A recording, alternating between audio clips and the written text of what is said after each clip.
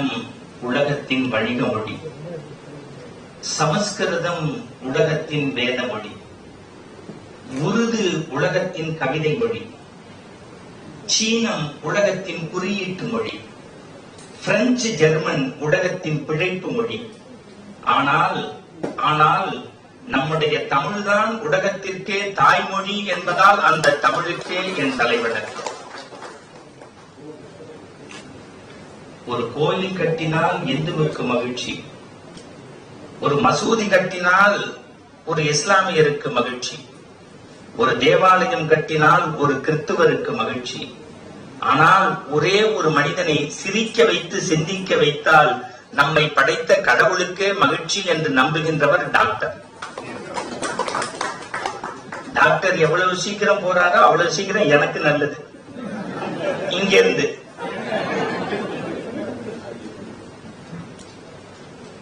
ஓராண்டை பற்றி சிந்தித்தால் ஒரு விதை நெல்லை நட்டு வையுங்கள், 10 ஆண்டை பற்றி சிந்தித்தால் ஒரு மரத்தை நடுங்கள், 100 ஆண்டை பற்றி சிந்தித்தால் ஒருவருக்கு கல்வி கொடுங்கள் என்கின்ற அந்த அறச்சிந்தனையோடு இந்த அறிஞர் பெருமக்கள் நிறைந்த இந்த சபையை கைகூப்பி வணங்க கடமைப்பட்டுள்ளேன்.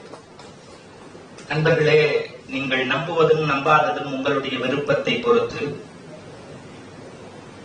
எனக்கு 48 வயதாகிறது. 32 ஆண்டு காலமாக நான் மேடையிலே வாழ்ந்து, மேடையிலே குடித்து, மேடையிலேயே சாப்பிட்டு, உண்டு, உறங்கி, நான் பெரிய டாடா பிர்லா அம்பானி குடும்பத்துலதான் பிறக்கணும்னு நினைச்சேன். அடுத்த வேலை சாப்பாட்டுக்கு வழி கிடையாது 30 வருஷத்துக்கு முன்னாடி. இப்ப எனக்கு சோறு சாப்பிட நேரம் இல்லாம பிளைட்ல பிசினஸ் கிளாஸ்ல போறேன்னா என் தமிழ் போட்ட பிச்சைன்னு நான் இந்த மேடையிலே கண்ணியத்தோடு சொல்லிக் கொள்ள கடமைப்பட்டிருக்கிறேன்.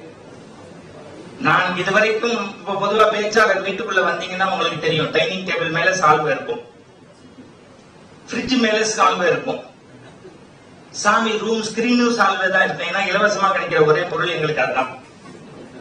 நீங்கள் நம்புவதும் நம்பாததும் உங்களுடைய விருப்பத்தை பொறுத்து. நண்பர்களே, இன்றைக்கு இந்த IOAயில் எனக்கு போட்டிருக்கக்கூடிய பொன்னாடை என்பது கேட்டு பெறக்கூடிய தேசிய விருதை விட பெரிது என்று நான் மனப்பூர்வமாக நம்புகின்றேன். இந்த கைத்தட்டு எனக்கு பத்தாது என்பதால் நிர்வாகிகளுக்கு அரங்கு நிறைந்த கைத்தட்டை நீங்கள் தர வேண்டும். ஏதோ உதட்டு சாயத்தை நுரைததும்பும் வேர்வை வார்த்தைகளை, வெற்றி சொற்களை பாத்திரங்களுக்கு பளபளப்பு செய்வதை போல உங்களிடத்தில் பேசி பாராட்டி என்னுடைய இல்லத்தில் அடுப்பெறிய வேண்டிய அவசியம் இல்லை. உங்களுடைய தலைவர் அவர்கள் அந்த காசோலையை கொடுத்த போது நான் ஒன்றை மட்டும் அவரிடத்தில் சொன்னேன். வாழ்க்கையிலேயே தமிழ்நாட்டிலே முன்தொகை வாங்காமல் பேசுகின்ற பேச்சாளர் நான், ஆனா பின்தொகை ஜாஸ்தி இருக்கும். அவர் சொல்றாரு, மகாலிங்க சார், நீ முதல்ல பேசு, அப்புறம் தொகை கொடுக்கிறதா வேண்டாமான்னு நாங்க முடிவு பண்றோம். அவரிடத்தில் காசோலை பெற்ற போது ஒன்று சொன்னேன், நீங்கள் புரட்சி தலைவரோடையே இருந்தவர் என்பதால் அவரிடத்தில் இருந்து நான் பெறுவதாக நினைக்கின்றேன். அதுக்கு ஒரு மனம் வேண்டும். நான் இன்றைக்கு இந்த மேடையிலே உண்மையிலேயே சொல்றேன், நான் +2 எக்ஸாம் எழுதின போது கூட இப்படி பயப்படல. எனக்கு பெரிய அச்சமாக இருக்கிறது. அத்தனை பேரையும் நான் சொல்கின்றேன். வரவேற்புரை சொன்னாரே மரியாதைக்குரிய உங்களுடைய பொதுச் செயலாளர், அவருடைய பேரை நான் நாகரிகம் கருதி உச்சரிக்க கூடாது. இருந்தாலும் நான் சொல்கின்றேன், மேடையின் நாகரிகத்திற்காக முத்துவீர கணபதி என்பதை ஒரு இயக்குநராக உங்களுக்கு தெரியும். ஆனால் ஒரு 20 ஆண்டுகளுக்கு முன்பு ஆங்கில பேராசிரியர்கள் எல்லாம் நிறைந்திருக்கக்கூடிய NAC கமிட்டியிலே கடைசியாக அவர் வந்து 40 நிமிடங்கள் பேசினார். நண்பர்களே, நீங்கள் நம்புவதும் நம்பாததும் உங்களுடைய விருப்பத்தை பொறுத்து. டெல்லியிலே இருந்து வந்த பார்வையாளர்கள் வியந்து போன அளவுக்கு ஒரு வணிகம் படித்தவர் 45 நிமிடம் ஒரு ஷேக்ஸ்பியரை கண் முன்னே கொண்டு வந்து நிறுத்தினார். அது கூட அந்த பதவியினுடைய மேன்மை அது அல்ல. இங்கிருந்து 13வது வரிசையிலே உட்கார்ந்து இருக்கக்கூடிய அரசினுடைய இணைச் செயலராக இருக்கக்கூடிய தர்மன் அவர்கள், பேர் தான் தர்ம, வாழ்க்கை ஃபுல்லா அந்த பிறருக்கு உதவி செஞ்சிருக்கான். ஏன் அந்த சொல்றேன்னா, எனக்கு அண்ணன் மாதிரி. அவருடைய மகனுக்கு 1000 பேருக்கு அவர் உதவி செஞ்சாரு. அவருடைய மகனுக்கு சீட்டு கேட்ட போது உங்களுக்கு தெரியல, தமிழ்நாட்டில் எல்லாம் அன்பா இருப்பேன், நம்ம உதவினா அடுத்த தெருவுக்கு போயிடுவான். இன்றைக்கு அவர் பிள்ளையை மருத்துவராக்கி இருக்கக்கூடிய பெருமை எங்களுடைய ஐயா முத்துவீர கணபதி அவர்களுக்கு தான் உண்டு. இந்த கைத்தட்டு பத்தாது, நம்மளோட இருக்கிறதுனால வேல்யூ தெரியுது.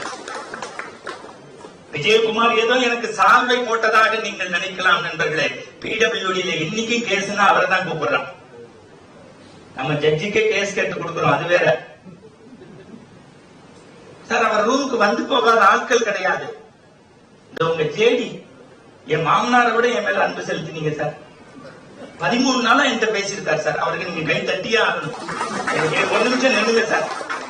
இந்த மாதிரி ஒரு ஜேடியை நான் இந்தியாவில பார்த்ததே இல்லை சார். ஏன்னா போனை கண்டுபிடிச்சது கிரகாம் பெல், மிஸ்டு காலை கண்டுபிடிச்சோம் நம்ம தான். உண்மை. ராத்திரி 3:30 மணிக்கு பேசுவான். மாப்பிள்ள நான் மாமா பேசுறேன், தாத்தா செத்து போயிட்டாருன்னு போனை வச்சிருவான். இப்ப வரைக்கும் பேசினது எந்த மாமா செத்தது எந்த தாத்தான்னு நமக்கு தெரியாது. இதுல கம்யூனிகேஷன் ஸ்கில்ல பத்தி ஒரு அவ்வளவு அன்பு அன்பு அன்பு அன்பு அன்பு. நான் யார அழகிரி சாமி சாரை விட்டுருவேனோ இல்ல ராஜாமணி சாரை விட்டுருவேனோ, எங்களுக்கு அதுக்கு பக்கத்துல இருந்த ஸ்பெஷல் பிஏ விட்டுருவேனோ, லட்சுமி டீச்சரை விட்டுருவேனோ, இல்ல கருப்சாமி சாரை விட்டுருவேனோ, இது எல்லாத்தையும் விடுங்க சார். காவி உடைக்குள் கன்னி தமிழை கொண்டு வந்து புதுக்கோட்டை மாநகரத்தையே மிகுந்த செம்மாந்து நிறுத்திய ஒரு மாவட்டத்தினுடைய காவல்துறை கண்காணிப்பாளராக இருந்து உண்மையிலேயே லஞ்சம் தவிர்த்து நெஞ்சத்தை நிமிர்த்திய ஒருவர் உங்களிடத்தில் இருக்கிறார் என்றால் அவர் தான் ரத்ன சபாபதி சார். எனக்கா 1 நிமிஷம் நிக்கணும் சார். ஒரு ரவுண்ட் அப்ளாஸ் கொடுங்க. அவர் இருந்த காலம் தான் குற்றங்கள் குறைக்கப்பட்ட காலம். ஆர்டிகளா வந்தது. இந்த முதல் வரிசையில மகாலிங்க சாருக்கு பக்கத்துல உட்கார்ந்து இருக்காரு பாருங்க. புரட்சி தலைவர்ட்டையும் அம்மாட்டையும் நல்ல பேர் வாங்கி ஒருத்தர் ஒண்ணுமே தெரியாத மாதிரி பகுமானம் மாதிரி ஓடி வந்து சொல்வாரு, சார் பிஎஸ்ஓ சொல்ல சொல்றாங்க சார், இன்னைக்கு கொஞ்சம் சிஎம் சிரிக்கிற மாதிரி எழுதுங்க சார், பண்றேங்க சார். இது எல்லாம் எனக்கு பெரிய மகிழ்ச்சியை. நான் உங்க கையில விருதே வாங்கினேன். நான் சத்தியம் சொல்றேன் நண்பர்களே, இந்த பேச்சாளருக்கு சொல்கின்றேன், இந்த நாட்டில் 1000 பேர் பேசுகின்றார்கள், ஆனால் இந்த மேடை என்பது சத்தியம் சொல்கின்றேன் ஒரு உலகத்தமிழ் மாநாட்டின் ஒத்திகை போல நடக்கக்கூடிய இடம். இங்க இருக்கக்கூடிய ஒவ்வொருத்தரையும் நான் அட்ரஸ் பண்ணி பேசுறேன். டாக்டர் விட்டா 2 மணி நேரம் பேசுவாரு. ஏன்னா நம்ம டாக்டர் ஆக முடியாது, டாக்டர் பேச்சாளர் ஆயிடுவாரு. ஆனாலும் நான் உன்னையே சொல்றேன், டாக்டர் போகாதீங்க. போனோன்னு என்ன கேட்பாரு, மூச்சை இழுத்து விடுங்க, நாக்க நீட்டுங்க, கண்ணை காட்டுங்க, பின்னாடி திரும்புங்க, எல்லாம் பண்ணிட்டு என்ன பண்ணதும்பாரு. இவ்வளவு நேரம் நம்ம அவர் என்ன பண்ணாருன்னு கேட்க முடியாது சார். மணிப்பிரவாதமா பேசுவார் சார். அந்த மாதிரி ஒரு எளிமையான மனிதரை பார்க்க முடியாது. அழகா சொன்னார் பாருங்க, வாழ்க்கையில நோயே இல்லாம இருக்கணும் அப்படின்னு சொன்னா செருப்ப காலில் போடுங்க, சிரிப்ப வாயில போடுங்க. அதானே சார். சார் முந்தானேத்து ராத்திரி 1:30 மணிக்கு என் பிளாட்டுக்கு 8 பிளாட்டுக்காரன் ஓடி வந்து சொல்றான், சார் ஊரா போய் பேசுறீங்க, அருமையா பேசுறீங்க, இனிமையா பேசுறீங்க, எல்லா டிவிலையும் பாக்குறேன், யூடியூப்ல பாக்குறேன், எல்லாம் பேசுறீங்க, உடம்ப பாத்துக்கோங்க சார். நம்ம கிருஷ்ணசாமி இப்படிதான் சார் பேசிக்கிட்டே இருந்தா முந்தானேத்து அப்படின்னு சார் போயிட்டாரு சார் அப்படிங்கிறான். கிருஷ்ணசாமி போனதுக்கும் நான் ஊரா போறதுக்கும் சம்பந்தமே இல்லை. அவனுக்கு என்னன்னா, நான் வெள்ளை சட்டை போட்டு ஜிப்பா போட்டு வெளியூர் போக கூடாது. அதானே மேடம். நான் அப்படியும் கடுப்பாயி சொன்னேன், அப்படியே எனக்கு ஏதாவது ஆயிட்டாலும் பரவாயில்ல, என் ஒய்ஃப் பேர்ல நிறைய வச்சிருக்கேன், எல்ஐசியில போட்டிருக்கேன். எல்ஐசி எல்லாம் முன்னாடி மாதிரி இல்ல, இப்ப நாமினியே வாங்க முடியல. ராத்திரி 1:30 மணிக்கு அவனுடைய ஒரே நோக்கம் என்னன்னா, நம்மளை க்ளோஸ் பண்ணிட்டு போகணும்னு நினைக்கிறான். அழகா சொன்னாரு அவங்க தலைவர். அவருக்கு இந்த மாதிரி பெரிய இங்க இருந்து ஒரு அசோசியேஷன்ல தலைவராகவும் செக்ரட்டரியாகவும் ஜாயிண்ட் செக்ரட்டரியாகவும் பொருளாளராகவும் இருக்கிறத விட கஷ்டமான வேலை உலகத்திலேயே கிடையாது. நான் கூட முடிஞ்சவங்க சொல்றேன், இது எந்த வித எதுவும் சொல்ல, மனசுல இருந்து சொல்றேன். முடிஞ்சவங்க பணத்தை அள்ளி கொடுங்க, முடியாதவங்க உடல் உழைப்பு கொடுங்க. அதுவும் முடியாதவங்க கமிட்டியில இருக்கிறவங்கள தப்பு பேசாம போங்க, அசோசியேஷன் நல்லா இருக்கும். என்ன செக்ரட்டரி சார் நீங்க சொல்ல சொன்னதெல்லாம் சொல்லிட்டேன்னா, அவர் சொல்றாரு சொந்த செலவுல நான் சூன்யம் வச்சுக்கிட்டேன். எவ்வளவு அன்பு பாருங்க சார். அவ்வளவு வாசல் தூரம் வரவேற்று அவர் சொன்ன மாதிரி 3 தடவை டிக்கெட் போட்டாரு நம்முடைய உமாசங்கர். அவர் பார்க்க அப்படி உட்கார்ந்து இருப்பார். எழுத்தாளர் எஸ் ராமகிருஷ்ணனும் நம்முடைய அறம் எழுதக்கூடிய ஜெயமோகனையும் ஏஆர் ரகுமானையும் ஓவர் போன்ல பேசக்கூடிய மனிதன். ஏனென்றால் மதுரைக்கு அந்த பக்கம் கிராமம் தோறும் இசையை காசு இல்லாமல் இன்டர்நெட்டில் பரப்பி கொண்டிருக்கக்கூடிய மிகப்பெரிய பண்பாளர். எளிமை. இந்த மாதிரி அரிக்கதா பண்ணா அமெரிக்கால டிக்கெட் கிடைக்காது சார். 300 பேர் தானே 300 பேர் ஃபுல் பண்ணிடுவோம். முரட்டு சிங்கங்களா வந்திருக்கீங்க. இந்த பேச்சாளர்கள் பத்திலாம் நான் பின்னாடி சொல்ற ஒரு 10-15 நிமிஷத்துல நீங்க ரெடியா இருக்கணும். நான் கேட்டேன் எங்க செக்ரட்டரி எவ்வளவு நேரம், நீ எவ்வளவு நேரம் வேணாலும் பேசுப்பா, 12:45 நாங்க போயிடுவோம் அப்படின்ட்டாங்க. ஏற்கனவே நீ லூசா தான் நடிச்சிருக்காங்க. இதை தவிர விஜயகுமார் சார் 30 தடவை போன் பண்ணி நல்லா பேசுங்க, அருமையா இருக்கும், பிரமாதமா இருக்கும், கூட்டம் இருக்கும், கூட்டம் இல்லைனாலும் நீங்க பேசுங்க. ஆனா அவருக்கு என்னைய பத்தி தெரியாது. கூட்டத்தை பத்தி நான் கவலையப்பட மாட்டேன். ஏன்னா நான் எங்க இருந்து வரேன், டிவி ரேடியோல தான் பேசுவேன். அங்க ஆளே இருக்க மாட்டாங்க. ப்ரொடியூசர் மட்டும் இருப்பாரு, கதவை சாத்தி ஆக்ஷன் பாரு.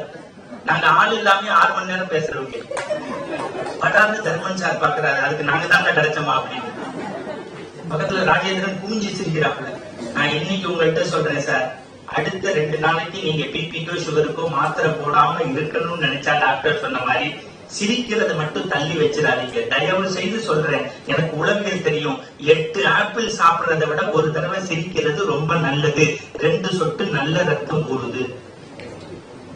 அதுக்காக இன்னைக்கு ராத்திரி 1:30 மணிக்கு உங்க வீட்டு மொட்டை மாடியில ஏறி நின்று கைய விரிச்சு 5 லிட்டர் ரத்தத்தை மொத்தமா ஏத்துறேன்னு சிரிச்சா, நாளைக்கு உங்க விஜயகுமார் உங்க செக்ரட்டரி ஜேடி எனக்கு போன் பண்ணி நல்லா இருந்தாங்க.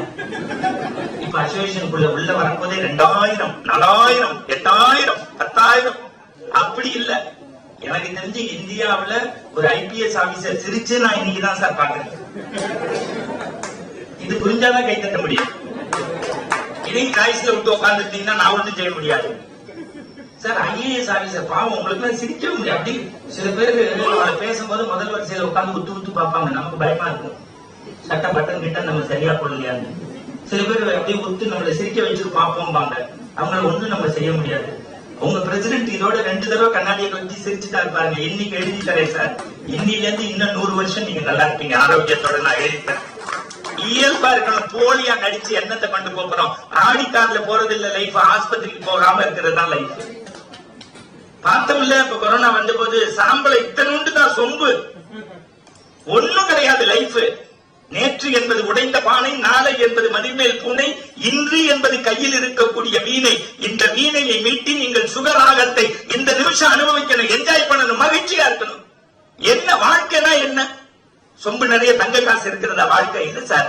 வீட்டுல அன்பு செலுத்துறதுக்கு அம்மானு ஒருத்தி இருக்கணும், அதுதான் வாழ்க்கை. அதிகாரமான நாற்காலியில உட்கார்ந்ததா வாழ்க்கை? இல்ல சார். நமக்கு அறிவுரை சொல்றதுக்கு ஒரு அப்பா இருக்கணும், அதுதான் வாழ்க்கை. மணிப்பரிசு நிறைய மணி சம்பாதிக்கிறதா வாழ்க்கை? இல்ல.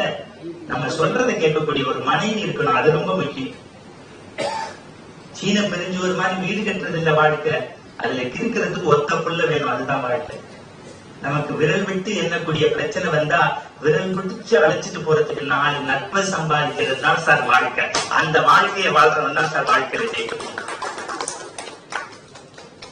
அழகா சொன்னாரு உங்க பிரசிடென்ட். இவர் ஒரு தீர்ப்பு கொடுத்துட்டாரு, அவர் ஒரு தீர்ப்பு கொடுத்துட்டாரு. நீதிபதி பாடலாம் படாபாடா இருக்கு. ஆனா அவங்களுக்கு என்னைய பத்தி தெரியாது. நான் அடுத்த செலவுலயே ஆப்பிள் ஜூஸ் குடிக்கிறவன். அது பின்னாடி ஒருத்தர் சிரிக்கிறார், உடம்ப பார்த்தாலே தெரியுது. இந்த வாய் மட்டும் என்னை ஒத்து பாத்தீங்கன்னா எனக்கு பேச்சு வராது. நான் தயவு செய்து சொல்றேன், வாயை ஒத்து பாருங்க எப்படி என்ஜாய் பண்றாரு பாருங்க சார். எனக்கு அவருக்கு நல்லா தெரியும். எனக்கு முன்னாடி எடுத்து போன்ல என்ன ஆரம்பிக்கிற முடிச்சிருவோம் அப்படிங்கிறாரு. எவ்வளவு என்ஜாய் பண்ணணும் சார் லைஃப் பாருங்க சார். வாய் பார்க்கவே கூடாது. உங்களுக்கு தெரியுமா, தூத்துக்குடின்னு ஒரு ஊர் இருக்கு. அற்புதமா உங்களுக்கு பிரசிடென்ட்டுக்கு சேர்ந்து சொல்றேன். இவ்வளவு எம்பியை நம்ம அமிச்சோம். இன்னி வரைக்கும் 5 மணிக்கு மேல அங்க பிளைட் கிடையாது, ரன்வேல லைட் கிடையாது. அதான் உண்மை. இன்னைக்கும் திருச்செந்தூர் போறவங்க அங்க போய் எனக்கு நான் பேசுறது பின்னாடி கேக்குதா? ஏன்னா அது ரொம்ப முக்கியம். எனக்கு ஒரு ரோட்டரி மீட்டிங் 3/4 மணி நேரம் பேசிட்டு கேக்குதான்னு 2 பேர் எந்திரிச்சு கேட்கல, சௌரியமா இருக்கு பேசிட்டா. பாருங்க எப்படி சிரிக்கிறாரு பாருங்க ஐயா. சார் வாழ்க்கையே மாறி போச்சு இல்ல சார். நல்லா சின்ன வயசுல என் பையவே டிபார்ட்மெண்ட் ஸ்டோர் மாதிரி வச்சிருந்தேன். பீஸா போடு, பல்பு, தாறு உருண்டை, அந்து உருண்டை, புத்தகத்துக்கு நடுவில் மயில் வச்சு அரிசி போட்டு குட்டி போடு சனையா இருக்கும்போ. ஒரு பம்பரத்தை காணு 7 நாள் அழுதுருக்கேன் சார் எங்க அம்மாட்ட. 6ஆம் கிளாஸ். எனக்கு தெரியல. அட வைகோ கூட கவலைப்படல, நான் கவலைப்பட்டேன். இதெல்லாம் புரிஞ்சாதான் சிரிக்க முடியும். உத்து பாத்தீங்கன்னா சிரிக்க முடியாது. அப்படி ஆங்கு வச்சுட்டாங்க. 2 தீப்பெட்டியில போன் மாதிரி பேசியிருக்கேன். மணல் வீடு கட்டியிருக்கேன். இப்ப என் வைஃப் 2 போன் வச்சிருக்கா. Husband 1, husband 2. இல்ல நான் வச்சிருக்க 2 போன. காலம் மாறி போச்சு இல்ல இன்னைக்கு. எவ்வளவு சார். அப்ப ஒரே வார்த்தையில சொல்றேன், எதுவுமே இல்ல சார் எங்க வீட்டுல, ஆனா சந்தோஷம் இருந்தது. இப்ப எல்லாமே இருக்கு, ஆனா ஏதோ ஒண்ணு தொலைச்சிட்டு நிக்குது. உண்மைதானே? எங்க பாட்டி அப்படி பழைய சோத்தை அப்படி புளிச்சு ஒரு மாவுடு கொடுப்பா சார். நீங்க காஞ்சி கோரமண்டல கூட அந்த மாதிரி ஒரு சாப்பாடு கிடைக்காது சார். இன்னைக்கு சொல்றேன் சார், 35 பேர் குடும்பமே உட்கார்ந்து சாப்பிடறாங்க. அது பேர் பீஸாங்கிறான். அது மூக்குச்சலி சிந்தன மாதிரி இருக்கு. பிச்சை வரவே மாட்டேங்குது. இன்னமும் ஒரு பையன் ஐயோ பீஸா சாப்பிடக்கூடாது சாப்பிப்போம். அப்படியே பீஸாக்காரன் கேஸ் போட்டாலும் பயில் எடுக்கிற மொத்த செலவு செக்ரட்டரி முத்துவில் இருக்கிற மாதிரி சாப்பிட அவர் பதறாரு. எதுக்குதான் அவனை கூட்டி வந்தோம் அப்படின்னு. இந்த பர்கர்ங்கிறது ஒண்ணு சாப்பிடறாங்க. ஈஸியா அதுல போய் பேசிட்டு உண்மை சகோதரி மீட்டிங் முடிச்சு வரும்போது பசி ஒரு பர்கர் வாங்கிப்பாங்க. ரொம்ப சீப்பு, 350 ரூபாய். இந்த ஆட்டுக்கு கொடுப்போம்ல இலத்தலை, அதை எடுத்து நாய்க்கு போடுற வறுக்கி ரொட்டி அப்படி வச்சு ஓவன்ல வச்சு எடுத்து சின்ன குழந்தைங்க கக்கா போன மாதிரி மேல சாச ஊத்தி டிஷ்யூவை கொடுக்குறோம். உண்மையா இல்லையா? நீங்க பாட்டி கொடுக்குற பொறி உருண்டையும் கடல உருண்டைக்கும் எள்ளு உருண்டைக்கும் இது ஈடு இணையா? என்னமோ ஒரு பேர் பர்கர் சாப்பிட மாட்டீங்க. சூப்பர் சார், அவருக்கு ஒரு கைத்தட்டு கொடுங்க. பார்த்ததே இல்ல. என் மனைவி மாதிரி சார் நீங்க ஒப்புதல் வாக்குமூலம் கொடுத்துட்டீங்க. வாழ்க்கை என்னமோ ஒரு அவசர அவசர அவசர அவசர அவசரமா சார். எங்க பிளாட்ல சார் முந்தானத்து கிரிக்காட்டம் ஆடிட்டான் சார். டிசிஎஸ் 8 சார் பிள்ளை போட்டு அடி அடின்னு அடிக்கிறான். பி பிளாக்ல ஓடி வந்து ஏன்டா அடிக்கிறான்? நீ மாயம் போடுற. 30,000 ரூபாய் கொடுத்து அட்மிஷன் வாங்கினேன், 3,000 ரூபாய் மாசம் கட்டுறேன். 2 வருஷம் ஜூம்லயே படிச்சுட்டான், 3rd ஸ்டாண்டர்ட் வந்துட்டான். 2 வருஷம் ஜூம்லயே படிச்சுட்டான், 3rd ஸ்டாண்டர்ட் வந்துட்டான். இவனுக்கு சன்னுக்கு 3க்கு வித்தியாசம் தெரியல, சன்னுக்கு 3க்கு வித்தியாசம் தெரியலன்னா அவன் சொன்னான் லூசு பையல, அவனுக்கு சன்னுக்கு 3க்கும் தெரியல, உனக்கு ஓ சன்னு எது ஏ சன்னு எதுன்னே தெரியல, ஏன் உள்ளே அடிச்சுட்டு இருக்க விடுறா அப்படிங்கிறான். ஏன் தெரியுமா? ஒரு காலத்துல ஸ்கூல்ல கொண்டு போய் விட்டா கண்ணை 2ஐயும் விட்டுட்டு தோலை உரிச்சிருங்கன்னு நம்ம அப்பா அம்மா சொல்லுவாங்க. இப்ப எந்த குழந்தையாவது நீங்க தண்டிக்க முடியுமா? அவனை ஸ்கூலுக்கு கலப்பும் போதே நீங்க நல்லா யார் வீட்லயாவது ஒரு பிளாட்டுக்குள்ள போய் பாருங்க. உண்மை நான் பேசுறது இந்த பாருங்க, பக்கம் பக்கமா நான் பிஹெச்டி கூட இப்படி படிச்சுட்டு தான் வாங்கியிருப்பேன். இவர் உங்க செக்ரட்டரிக்கும் உங்க ஜாயின்ட் செக்ரட்டரிக்கும் பயந்தே இவ்வளவு எழுதிட்டு இருந்தேன் சார். இந்த மேடைங்கிறது சாதாரணமா, இந்த நாற்காலி நீங்க தான் எங்களுக்கு இந்த மேடையை கொடுத்தவங்க எல்லாம் கீழே உட்காந்துருக்காங்கன்னு சாதாரணமா நினைக்கிறாங்க. எதுக்கு தெரியுமா நமக்கு மரியாதை? நம்ம படிக்கிற திருக்குறளுக்கு, கம்பனுக்கு, பாரதிக்கு, பாரதிதாசனுக்கு, பதுமைப்பித்தனுக்கு, கி ராஜநாராயணனுக்கு, ஜெயகாந்தனுக்கு, எஸ் ராமகிருஷ்ணனுக்கு, வாலிக்கு, வைரமுத்துவுக்கு முத்தம் காமத்திற்கான விஷயம் இல்லை, இது பெண்ணை பெற்ற அப்பாக்களுக்கே தெரியும்னு எழுதின முத்துக்குமாருக்கு, ஏன் இறையன்புவினுடைய மூளைக்குள் சுற்றுலாவை படித்துக் கொண்டே பயணப்படுவதால் படிப்பவனுக்கு ஐஓஏ மரியாதை கொடுத்து இவங்க நமக்கு மேடை கொடுத்திருக்காங்க. அதான் உண்மை. விளையாட்டா? சும்மா மேடையில பேசுறதுன்னா நீங்க கற்ப பத்தி மணிக்கணக்கா பேசுறான் பேச்சாளர். மேடையை விட்டு கார்ல போனோம்னு டிரைவர் கேட்கிறாரு எந்த வீட்டுக்கு போகணும்னு. உண்மை. வள்ளலாரை பத்தி 6 மணி நேரம் பேசுறான். மத்தியான லஞ்ச் என்னன்னா வான்கோழி பிரியாணிங்கிறான். எங்களுக்கு இருக்கக்கூடிய ஒரே ஒழுக்கம் என்னன்னா பேசுவது போலவே நடக்கின்றோம். காரணம், நான் ஜஸ்டிஸ் இஸ்மாயிலும், ஆசா ஞான சம்பந்தமும், டாக்டர் அவ்வை நடராஜனும், சோ சத்தியசீலனும் குன்றக்கூடிய அணிகளாரும் உருவாக்கப்பட்டவர்கள். இப்ப கொண்டது எங்களுடைய ஐயா கொண்டது ஒரு திருக்குறள் புஸ்தகத்தை கொடுத்தாரு, அவருக்கு 1000 கைத்தட்டு கொடுக்கணும். ஏன் தெரியுமா? திருக்குறளை விட ஒரு பெஸ்ட் வேற நூலே கிடையாது சார். ஒவ்வொருத்த வீட்லயும் இருக்க வேண்டிய நூல். நான் 5 நிமிஷத்துல முடிச்சுட்டு மேடையை உங்கள்கிட்ட கொடுத்துருவேன். என் வாயை நீங்க பார்க்க கூடாது. எவ்வளவு நேரம் தான் நான் ரெடி பண்ணுவேன் கூட்டத்தை. சார் எங்க செக்ரட்டரி 1/2 மணி நேரம் நீ பேசிட்டு, அப்புறம் 10 நிமிஷம் பேசிட்டு, அப்புறம் 12:45 விட்டுரு. நான் இன்னைக்கு உங்களை விடுறதா இல்ல சார். சார் எவ்வளவு பெரிய சார், ஒரு கல்லூரி கல்வி இயக்குனரா இருந்து அதுக்கு கீழே arts and science college, self financing, BEd college எல்லாம் இருக்கிறது பெருசு இல்ல சார். செக்ரட்டரியேட்ல 1000 போய் 2 பேர் வேலை செஞ்சிருப்பாங்க சார். ஆனா தர்மனுடைய பிள்ளைக்கு ஒரு உதவின்னு எல்லா பேரும் ஓடி போன போது அவர் சொல்றாரு, சார் என் பிள்ளை மருத்துவனா இருந்துக்கு அவர் தான் காரணம்னால அந்த ஒரு விஷயத்துக்கு 1000 முறை கை கூப்பி கும்பிடுறேன் சார். ஜாயின்ட் செக்ரட்டரி விஜயகுமார் ஒரு 10 தடவை, சார் நான் ஆஸ்பத்திரியில இருக்கேன் சார், எங்க பிரசிடென்ட் ரொம்ப நல்லவர் சார், அவர் தான் சார் ஆசைப்பட்டு இது பண்ணியிருக்காரு, நல்லா பண்ணணும் சார், எங்க மக்கள் எல்லாம் எல்லாரும் வருவாங்க. ஐயோ உங்க ஜேடி பாடா படுத்திருக்காரு என்னைய. ரூம் இது சார், தண்ணி இது சார், பாத்ரூம் இது சார். அதுக்கு என்ன தெரியுமா சார் காரணம்? இந்த ப்ரோக்ராம் நல்லா அமையணும்னு நினைச்சாங்க பாருங்க, அதுக்காக ஒரு கேள்வி. இதுல என்ன கொண்டு போறோம் வாழ்க்கையில? இந்த முதல் வரிசையில உட்கார்ந்து ஐயாவை சொல்ல சொன்னீங்கன்னா கம்பராமாயணம் பாட்டு 10,000 பாட்டுல 7,000 பாட்டு சொல்லுவார். எம்ஜிஆரையும் மிரட்டினவர் அவரு. 7வது வரிசையில இருக்கக்கூடிய கருப்புசாமி கிட்ட போய் சட்டத்தை பத்தி கேட்டீங்கன்னா தலைவியில சொல்லுவாரு. ரத்ன சுவாமி சாருக்கு தெரியும். பின்னாடி எங்க ராஜாமணியும் பக்கத்துல இருக்கிறவர், அந்த கடைசி ரோல இருக்கிற வரைக்கும் எனக்கு பேர் சொல்லி ஒவ்வொருத்தர் பேரா சொல்ல முடியும். ஆனா அந்த பாருங்க சார், ஒரே ஒரு நிமிஷம் இல்ல, நீங்க தயவு செய்து ஆவுடையப்பன் சார் 1 நிமிஷம் நிக்கணும். நல்ல ஒரு கைத்தட்டு கொடுங்க சார். நூலகத்தை எப்படி சார், இது அறிவுக்கான மரியாதை சார். உங்களை பாராட்டி என்ன 8 பவுன் சைனா எனக்கு போட போறீங்க? இல்ல அப்படிதான் ஒருவேளை நான் நல்லா பேசிட்டா செக்ரட்டரி என்ன தான் கையில இருக்க மோதிரத்தை கட்டி தான் போட போறானா? அதை கை தட்டி தான் வைங்கள, போடுறது போடாது அவருடைய விருப்பம். அவர் சொல்றாரு, இன்னைக்கு எனக்கு ராசி பலன்ல நண்பர்களால் சோதனை இருந்தது சார். எதுக்கு தெரியுமா அவரை கொஞ்சம் உட்காந்துருங்க. எதுக்கு தெரியுமா அவரை பார்த்தோன்னு சொல்றேன்? நான் வாழ்க்கையில சொன்னேன் இந்த ரிட்டையர்மெண்ட் லைஃப் எப்படின்னு, படிங்க சார் படிங்க சார் படிங்க சார், அது போதும் சார். உலகத்துல படிச்சா நம்ம அப்படி முகத்துல ஒரு பிரைட்னஸ் வந்துடும் சார். சின்ன வயசுல நான் 7ஆம் கிளாஸ் படிச்சுட்டு அப்படி விளையாட்டு வீட்டுக்குள்ள வருவேன். அப்பெல்லாம் பிள்ளைங்க விளையாடலாம், மண்ணில எல்லாம் குதிக்கலாம். ஃபுட்பால்ல மண்டை உடஞ்சிடும், எங்க பாட்டி காப்பி தூளை வச்சு அனுப்புவா. இப்ப புள்ள பிளாட்ல இருந்து கொண்டு அப்படிங்கிறாங்க. ஏண்டா புள்ள கீழே விழுகணும்ல, லூசாவே வாழ்றோம்.